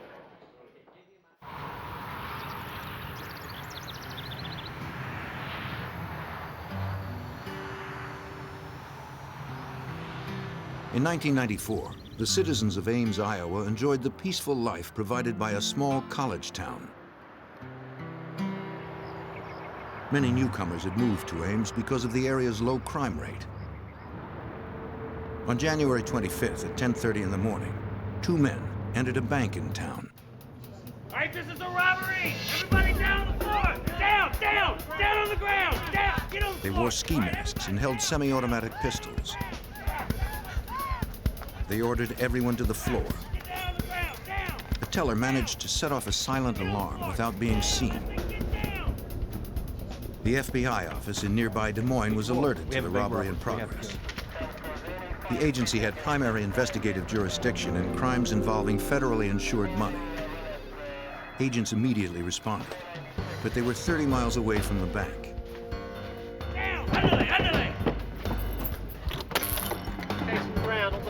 The bandits quickly emptied the cash drawers.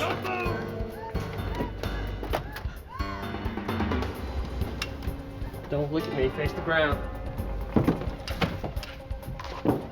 One of them pulled out what appeared to be a bomb.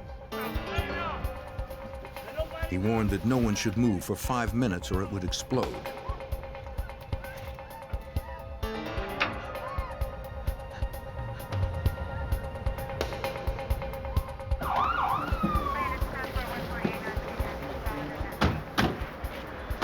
The employees and customers evacuated as soon as they could. The local police cordoned off the bank as explosive experts worked inside. The bomb proved to be a diversion. 2 road flares bound with duct tape. The employees described how one of the gunmen leaped over the counter to grab the money. They grabbed thousands in cash and were in and out of the bank in less than 5 minutes.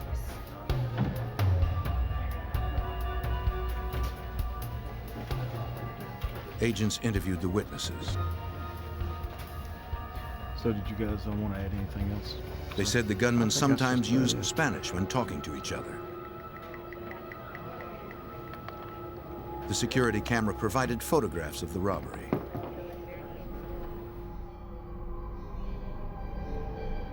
Ski masks effectively hid the faces of the assailants. But investigators had images of their disguises and their weapons. 9mm semi-automatics. Because the perpetrators wore gloves, they did not leave any fingerprints. Detectives used electrostatic tape to recover a footprint from the counter.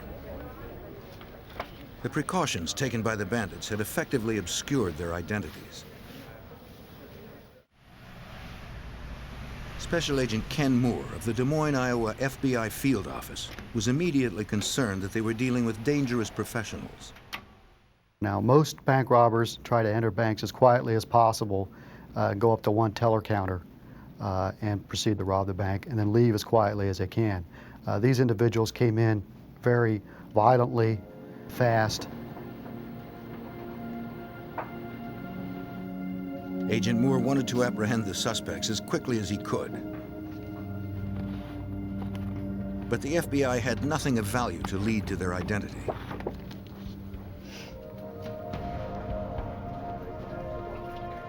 Several weeks later, a communique came into the Des Moines office. It alerted area FBI of a February 15th bank robbery in Davenport, Iowa. Agents contacted the Davenport office to see if the incident might be related. Hello? Yes, well, I think we're working on The agent described 2 gunmen wearing ski masks and black overcoats that had invaded a Davenport bank. The thieves used the same Spanish phrases as the Des Moines bandits. They also hopped over the counter to empty the cash drawers.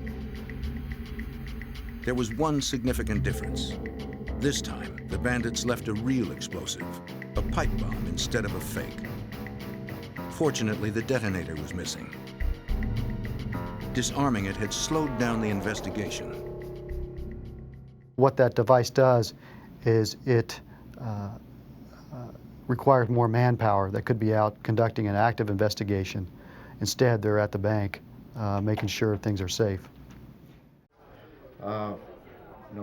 Investigators believed that the similarities between the incidents were more than coincidental. After the Davenport bank robbery, we realized that the same individuals were responsible for both bank robberies. This was our first connection to possible serial bank robbers. Okay. See you later. Have a good night. In the next 4 months, Cincinnati, Green Bay, and Kansas City suffered similar crimes. There appeared to be a pattern of their robberies. There appeared to be 2 regions where they were robbing banks, the Midwest region as well as the Ohio region. We were trying to logically connect those 2 regions and why banks were being robbed that way. The robberies occurred between 10 and 11 in the morning when banks were less populated. Each time, the bandits were out in less than 5 minutes, always leaving an inert bomb as they fled. The wide geographic spread of targets made their next moves impossible to predict. I'll get back with you. The FBI needed to find some evidence that would lead to the suspects. On June 8, 1994, the bandits hit a bank in Springdale, Ohio. They drove away with over $11,000. A bystander saw them use a brown Chevrolet as their getaway car. On June 17th, a security guard became suspicious of a car on his employer's lot. It had been sitting for a week without anyone claiming it. He saw a police scanner. He also spotted a pager next to a stained $20 bill. A Springdale officer came out to check the car. He began a search to ascertain the vehicle's ownership. He made an effort to force open the glove compartment.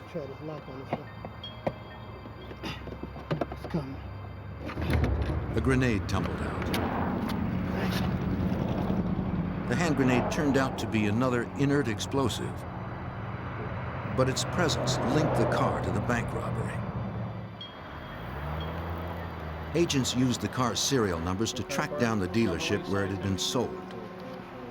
They talked to the salesman who had handled the deal. The sale had been made less than 2 weeks earlier, but he couldn't give a description of the buyer.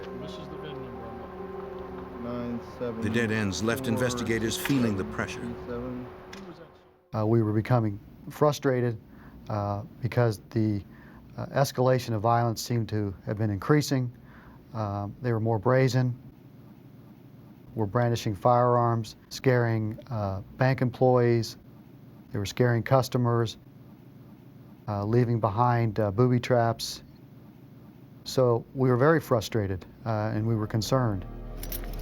On December 27th, the bandits finished 1994 with their 12th robbery in as many months. They hit a bank outside St. Louis. This time, there were 4 gunmen. Now we were concerned over possible takeovers of banks, possible entry into the bank vault. With 4 people, there's a lot more they can do. Bystanders at the St. Louis robbery saw the bandits put on their ski masks before entering the building. A teller got a glimpse of one of them inside the bank. These witnesses helped FBI artists make composite sketches of the suspects. The FBI distributed the drawings to other agencies and the media. It was slightly curved. They hoped it might bring someone forward who might know something more. The television and news reports generated hundreds of calls into the FBI offices. Agents followed up on all credible tips, but none provided any lead value. The assailants communicated with the media as well. They sent letters and cartoons to newspapers. The correspondents ridiculed federal agents and their attempts to catch them. In one letter, the gang dubbed themselves the Midwestern Bank Bandits.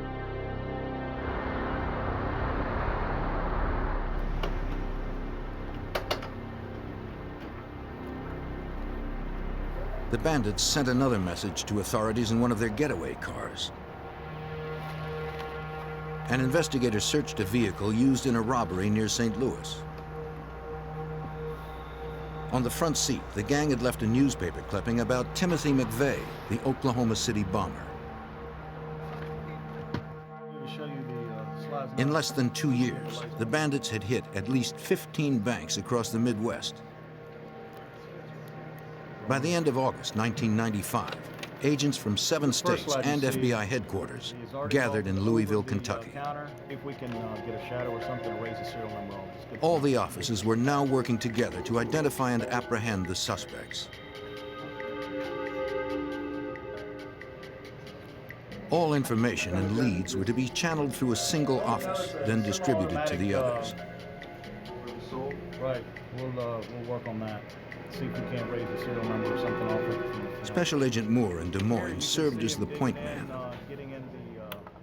The meeting also resulted in all case agents going back to their office, reviewing all files to see if there's anything they may have missed or anything of lead value that might assist us in identifying the suspects.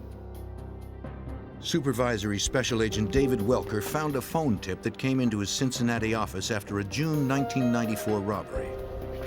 The informant had named 2 men as the leaders of the Midwestern bank bandits, Peter Langen and Richard Guthrie. We determined at the time that they had criminal backgrounds, that as we set out our leads, that they had been arrested in Georgia for the robbery of a Pizza Hut. And then we found also at the time that the U.S. Secret Service had looked at Langen as a result of threats made to the president. At the arrest, police seized semi-automatic guns and grenades, weapons similar to those used by the bank bandits. The suspect served a brief prison sentence before being released.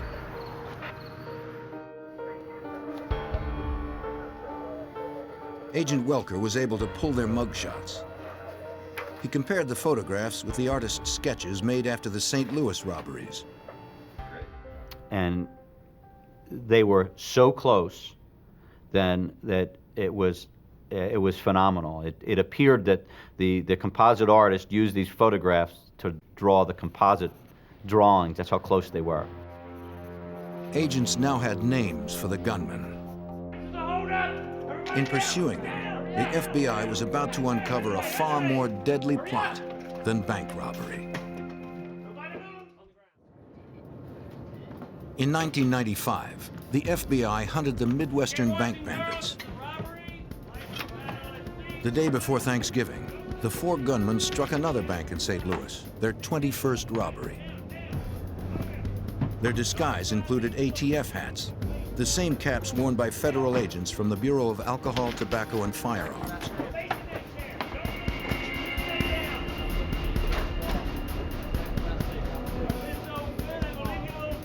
They also left their signature pipe bomb.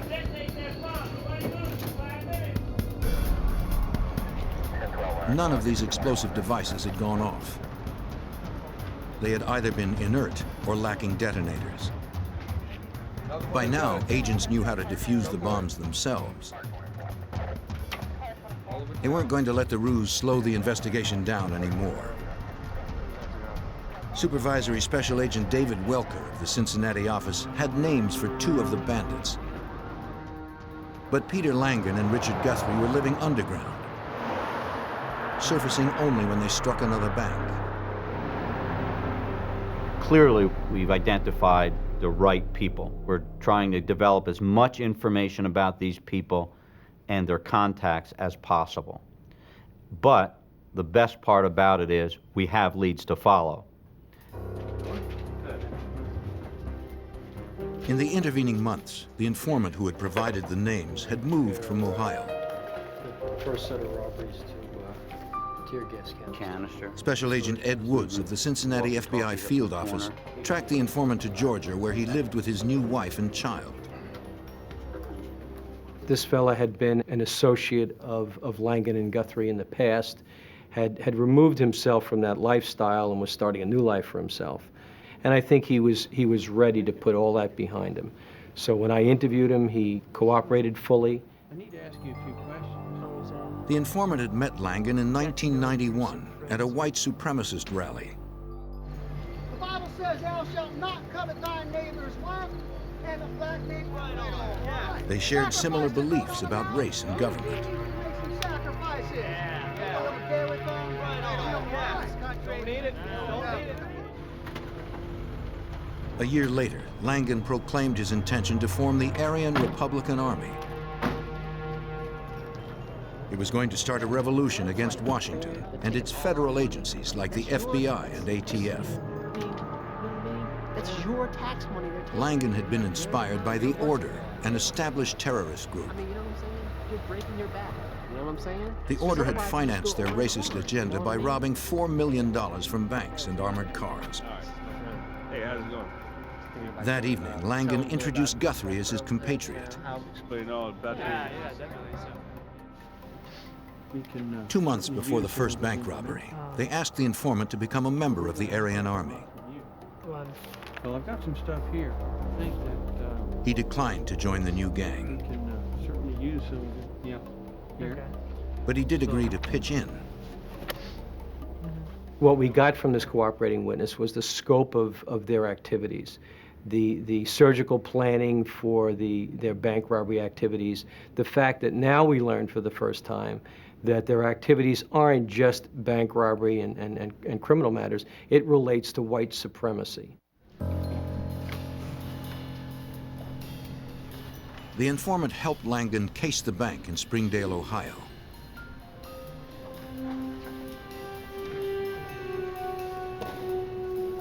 But before that June 1994 robbery, the informant had a change of heart and cut himself off from the bandits. Concerts sometimes, things like that. He had participated enough to be charged as an I'm gonna need you accomplice. to help as we go on here. The FBI promised not to prosecute him if he assisted. That'll do for right now. They were ready I to make a appreciate it. deal to capture Langan and Guthrie. Once we determined that they had broken off other white supremacist organizations to form their own, it certainly ratcheted the investigation up just another notch. Agent Welker suspected it was only a matter of time before the Midwestern bank bandits turned their racial prejudice into violence. The gang was back in Cincinnati, hitting another bank in December 1995. During their escape, one of the bandits bumped into a teenager. The gunman demanded her purse. She refused to comply.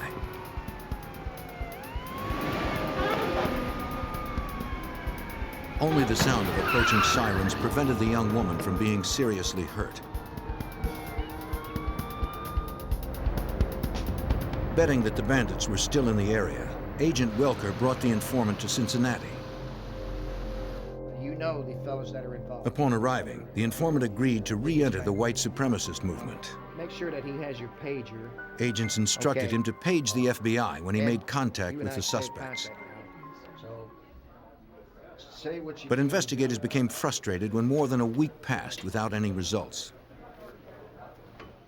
Since he's been here for a week and a half and has provided no information at all and has arranged no meeting, has virtually done nothing, I was more than skeptical as to what this cooperating witness could do for us. And I was prepared to send him home because of my disbelief at the time. At 2:30 in the morning of January 17th, 1996, the informant paged the FBI. The call roused investigators from sleep to a secret meeting. The informant claimed to have found Guthrie.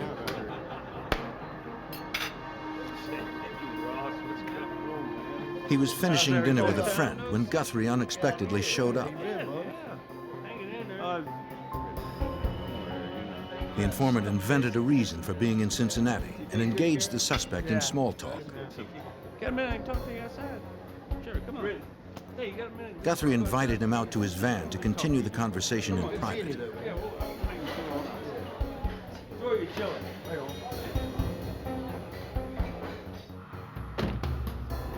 While they sat in the parking lot, the suspect asked his old friend to reconsider joining the gang. Some serious stuff here. Show me a little bit. Guthrie showed off an assault rifle and a bag of armor-piercing bullets. Yeah. The informant provided a partial license plate number and description of Guthrie's van.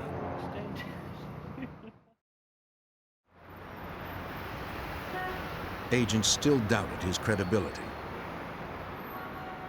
So I had Agent Woods arrange to have the cooperating witness in the FBI office at 4 o'clock on Sunday afternoon.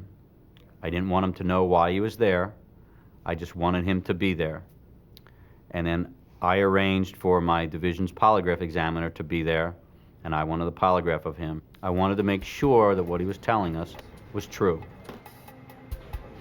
The informant agreed to take a lie detector test. I think he's lying. You think he's lying? He's all over the place. Give him a chance and he didn't tell us. The examiner determined that the young man had been deceptive in his answers during the test. I'm telling the truth. Listen. The piece of paper there, this polygraph doesn't lie. Listen, He insisted he was I have telling the somebody truth. who's on- I can make a quick phone call. Please, let me make one phone call. What's that? I can prove it. I can give you prove it. one more phone call. chance. Yes, One come phone on. call. Make it a good one. To prove it, he placed a call to the friend with whom he had had dinner.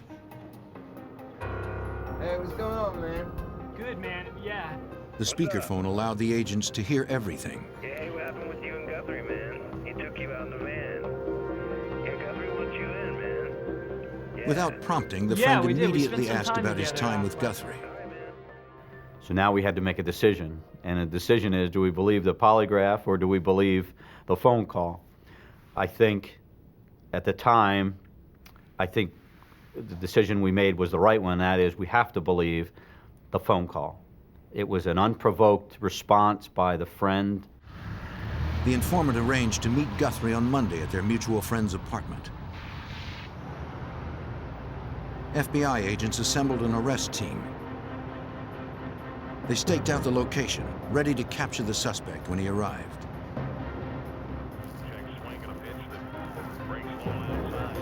The informant waited inside the apartment. The friend did not know why the meeting had been arranged. Guthrie had promised to come sometime between 4 and 5 p.m. 5 o'clock came and went without the white supremacist arriving. The informant knew that more than his credibility was at stake. So was his cooperation agreement.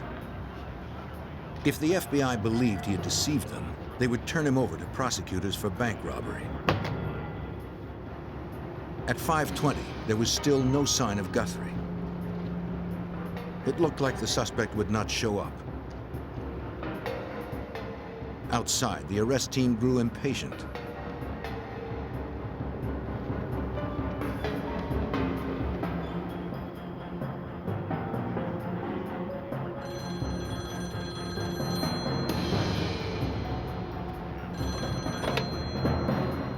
Hey, what's up? Yeah, he's here. It was Guthrie on the phone. He said they could meet at a nearby pizza restaurant in 30 minutes. Camel? All right, 30 minutes. Camel, you down? Yeah, yeah.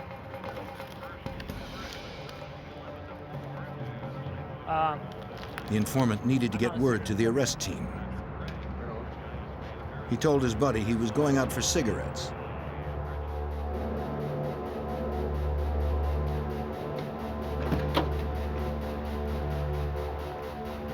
Hey, I'm sorry about the delay. Everything's taken care of, though. The informant told the agents about the call. Yeah. The meeting's been changed just a little bit. We're meeting just a little bit up the road. Everything's still fine, though, okay? I think he's telling us the truth. I hope he is. Otherwise, he's going to jail. Okay, guys. They we got a alerted new the SWAT location. team to the new location. Several cars set out for the pizza parlor. The agents could not help but wonder if this was the location or just another diversion. Along the way, traffic separated the arrest team. One agent was passing a convenience store parking lot when he spotted Guthrie.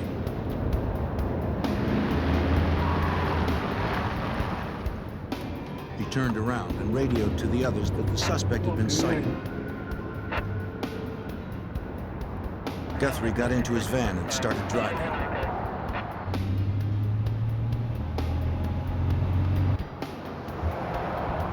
The agent stayed on the van's tail, hoping the rest of the team would catch up. He was alone, following a suspect considered highly dangerous. But he was determined not to let Richard Guthrie get away. In January 1996, the FBI pursued Richard Guthrie. The suspect was wanted for 22 bank robberies. An agent separated from the arrest team had spotted the suspect at a Cincinnati parking lot and began tailing his van. He reported by radio his progress to the others. You got him in a cul-de-sac. Where are you? Guthrie noticed that he was being followed.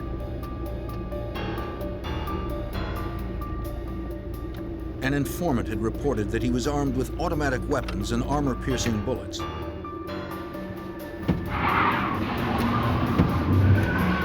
The suspect tried to lose his tail.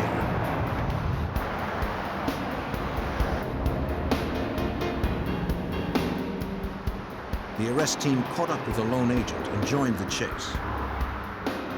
Guthrie couldn't shake them. He unwittingly turned into a cul-de-sac.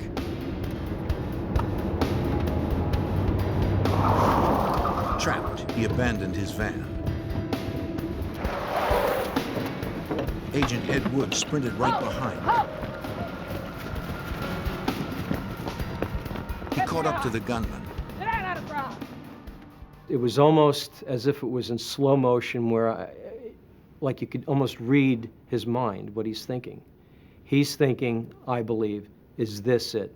Is this the last standoff of this white supremacist? And quite frankly, what I expected him to do was to turn and start firing. Guthrie came to a riverbank. He had no escape. Agents boxed him in. I've been in law enforcement for over 20 years, and I've never seen a look on a face like Guthrie's at the time. And Guthrie, as he was looking at us, he was deciding whether he wanted to die right then. He was deciding whether he wanted to pull a gun and take on everybody who was standing there.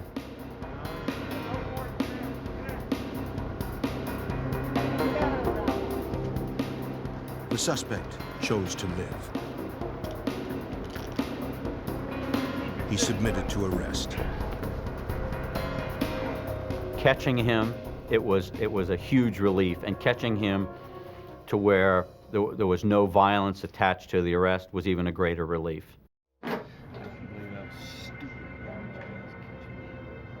Once in custody, Guthrie began talking. He told investigators how he stayed in touch with the other primary suspect, Peter Langan. What are these numbers right? The friends used coded voicemails to contact one another. He handed over his pager and PIN number. Now, how about this one right here? He claimed his next meeting with Langan was to be in Indianapolis. John, did you get that? Guthrie's lawyer made an agreement with the FBI. For later consideration in sentencing, they could take the suspect with them to use as bait. Under the arrangement, the accompanying agents weren't allowed to question Guthrie about his crimes. Agent Welker sought another way to ply information from the bandits' leader. I assigned 2 agents to guard him. One agent is a former Harrier pilot in the Marine Corps, and the other is our principal firearms instructor. And of course, over a 2-day period, there was a lot of discussion going on. I was well aware that Guthrie had an interest in flying, and he had a keen interest in weapons.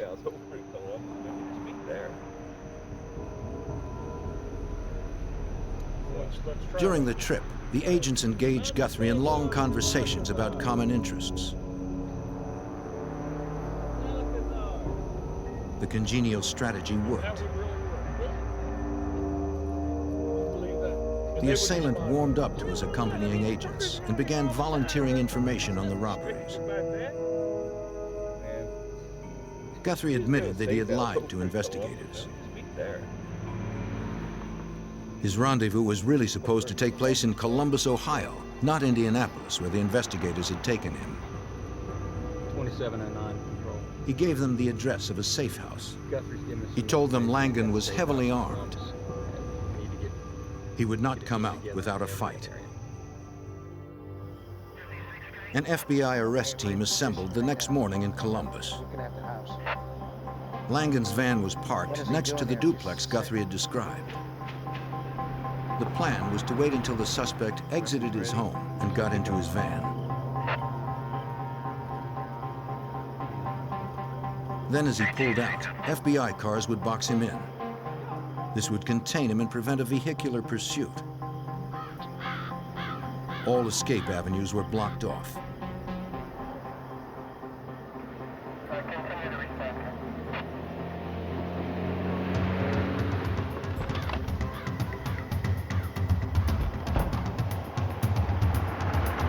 At 9:30 a.m., Langan left the duplex carrying a canvas bag. Agents suspected this held an assault weapon.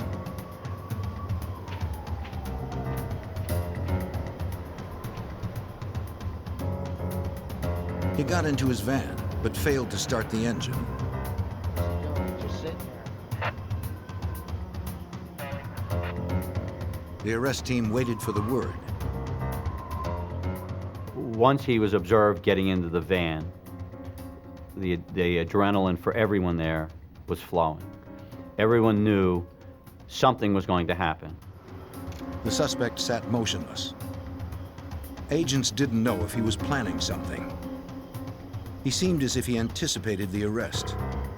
Finally, the signal went out to move in. Let's take him. Let's take him.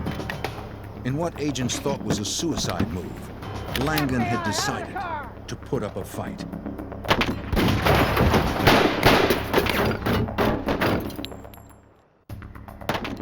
On January 18th, 1996, the suspected leader of 22 bank robberies decided to shoot it out with an FBI SWAT team. Supervisory Special Agent David Welker of the Cincinnati office led the arrest team. Someone who's going to pull a gun on 20 or more FBI agents is one nasty dude. He's one nasty criminal. Peter Langan was one gun against many. SWAT team bullets pummeled the van. It was over within moments, but not before 50 rounds had been fired. Langan survived and surrendered. Despite the hail of bullets, he suffered only minor injuries to the face and back. After 2 years of pursuit, the leaders of the Midwestern bank bandits were now in custody. 2 other accomplices remained at large. The van was filled with semi-automatic guns, ammunition, and grenades.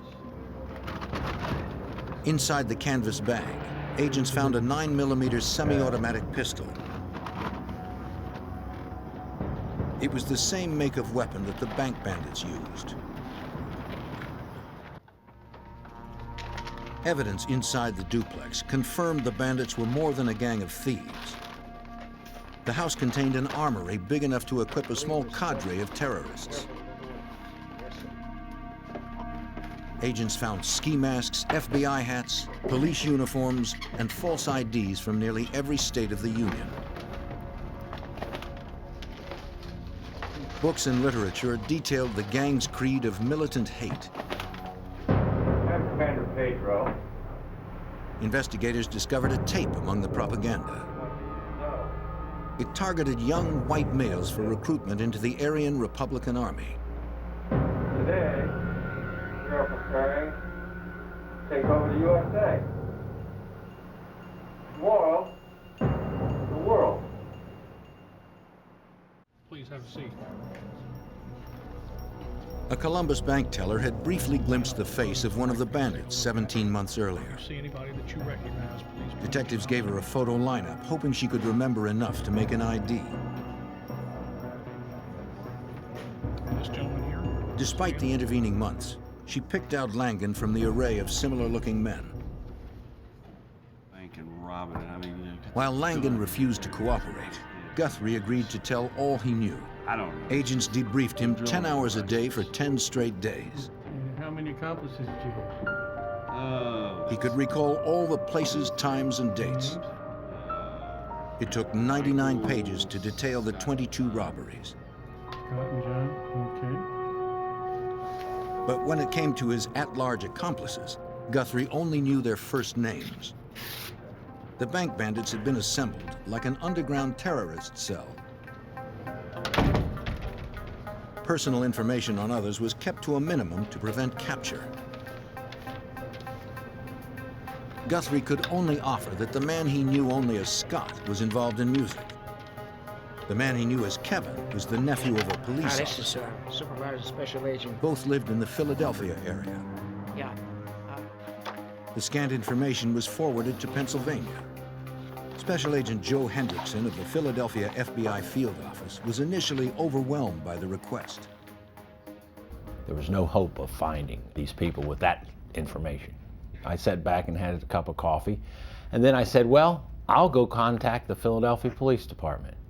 And there's a possibility that maybe their personnel records indicate nephews, but I was in much doubt that that type of record existed, because I know that in my outfit, I did not list nieces and nephews in my personnel file.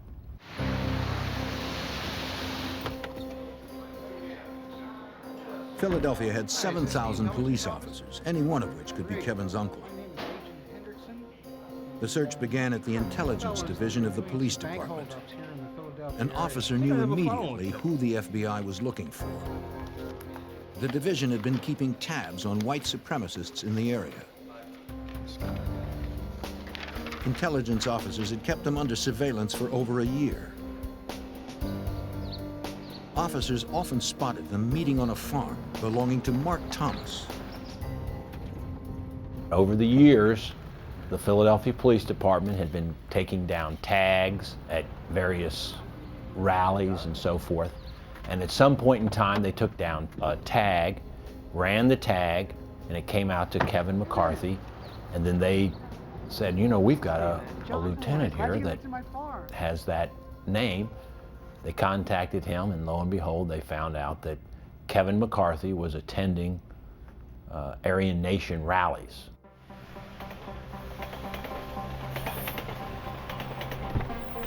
Hendrickson put a surveillance squad on Kevin McCarthy. They observed him repeatedly visiting a recording studio in Philadelphia. Agents noted the license numbers of the cars outside the business. They ran the plates for all the people going in and out. One of the vehicles belonged to a man named Scott Stediford. He managed the studio and also played drums in McCarthy's band. From his amateur photo, Guthrie confirmed that this was the Scott he had worked with. Using that same photo, a witness also recognized Stediford as the getaway driver in the Des Moines robbery. An arrest warrant was sent to Philadelphia.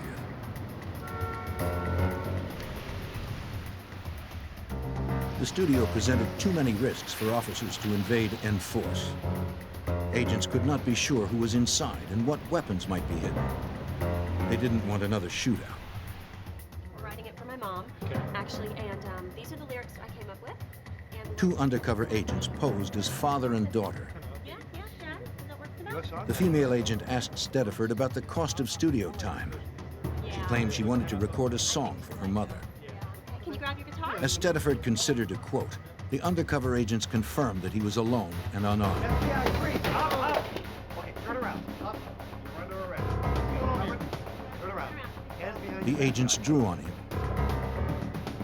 They placed him under arrest. Nothing to do with that. The FBI did not have an arrest warrant for Kevin McCarthy. They feared that he would run once he heard about Stediford's capture.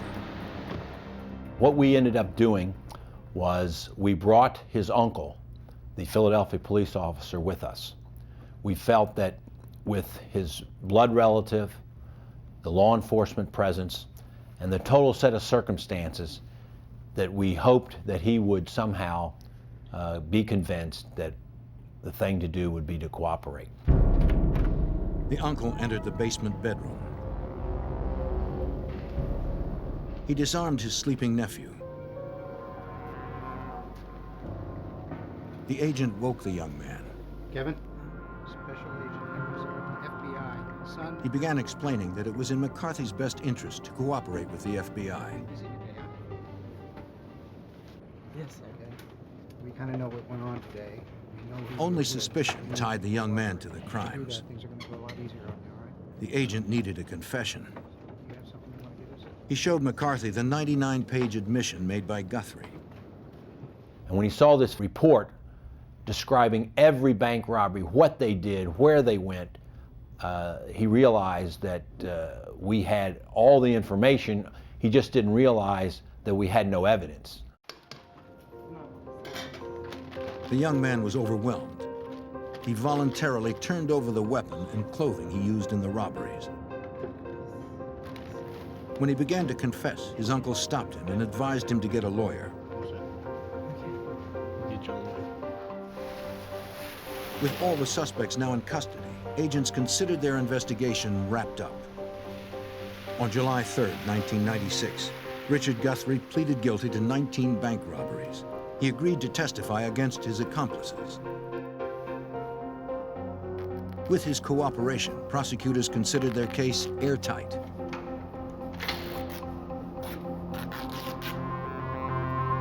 Nine days later, the cooperating witness hanged himself in a jail cell. The suicide devastated the government's case. Now, that created a major problem for the prosecution because since Guthrie could no longer be cross-examined, his information couldn't be used directly against Langan. If the other bank bandits were going to be convicted, the FBI had to find someone else who could corroborate Guthrie's confession. In 1996, the legal case against the Midwestern bank bandits was on the verge of collapse. The chief cooperating witness had killed himself. Without his testimony, the evidence against his captured co-defendants was slim. Special Agent Joe Hendrickson spearheaded the investigation in Philadelphia. These bank robbers were very, very good, and the evidence that they left behind at every robbery was zero. They were fully masked, fully gloved. Their weapons were untraceable. Hendrickson helped convince Kevin McCarthy to plead guilty and turn state's witness. But prosecutors needed more than one cooperating felon to convict the others. Investigators focused on the man who had steered suspects into the Aryan Republican Army. Mark Thomas had turned Scott Stediford and Kevin McCarthy into outlaws. Thomas edited a newsletter and webpage for white supremacists. His literature and videos had swayed many young men into racist and anti-government organizations. And we felt that even though he was not personally involved in these crimes, that he had caused these crimes to come about. And therefore he was responsible. And based on conspiracy laws, we felt that it was quite possible to go after him for conspiring to commit bank robbery. The FBI made weekly contact with Thomas at his Pennsylvania farm. I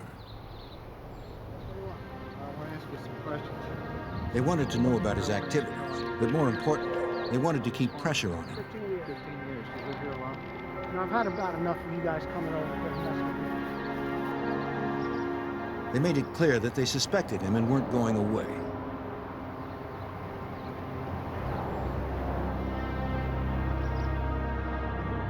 Cool. Kevin McCarthy told investigators that he and Scott Stediford had stayed at Thomas's home. This stuff is going to change your life. Yeah. He acted like a father figure to them and warned them of the coming race war. He brought the young men to live in Elohim City, a white separatist compound in Oklahoma. During the summer of 1994, Thomas invited them to join the Aryan Republican Army. In mid-October, Scott Stediford agreed. He participated in his first bank robbery 2 weeks later.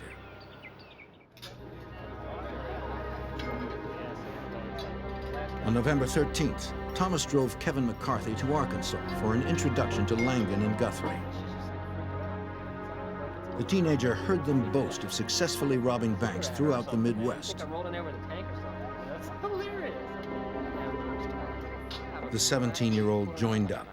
We found a better way to do it. Agents also learned from McCarthy that Thomas took $100 in stolen money for the start of an Aryan war chest. Over the months of contact, agents caught Thomas in several lies about his activities. This is my farm, and I don't need you on my farm, you know? So They took what they had to U.S. prosecutors. I'm doing what he says. The United States Attorney's Office decided that based on the cooperating witnesses' testimony, we were going to arrest him. Even though it was a very slim case, it was a close call, as the United States Attorney's Office would say, but we're going to put out an arrest warrant for him. Thomas heard that the FBI was going to pick him up on a charge of conspiracy. He agreed to surrender after calling the media to witness the event. He told the press their presence prevented his assassination. Thomas pleaded not guilty at his arraignment hearing on February 4th, 1997. No comment. He asked to meet with the FBI the next day. That's where Mark Thomas caved. He signed a 7-page plea agreement that corroborated Kevin McCarthy's confession. The government's case was now solid. This was the biggest surprise of anyone's involved in the case. The idea that the head of the movement, after one day in prison, would decide to completely cooperate was just unfathomable. But apparently our pressure over the 6 months of continually talking to him, and then the one night in prison, was enough for him to decide that he had been completely wrong in his ideals and that he wanted to, as he said, get right with God. Mark Thomas was sentenced to 9.5 years in prison. Peter Langan was convicted on bank robbery and gun charges. He received life without parole. Kevin McCarthy got 5 years. His testimony helped convict Scott Stediford on 2 counts of armed bank robbery. The court sentenced Stediford to 29.5 years. In America, extremist groups enjoy the freedom to maintain their beliefs. They are constitutionally protected until they cross the legal line. If they engage in outlaw activities, they will find the FBI on a mission to stop it.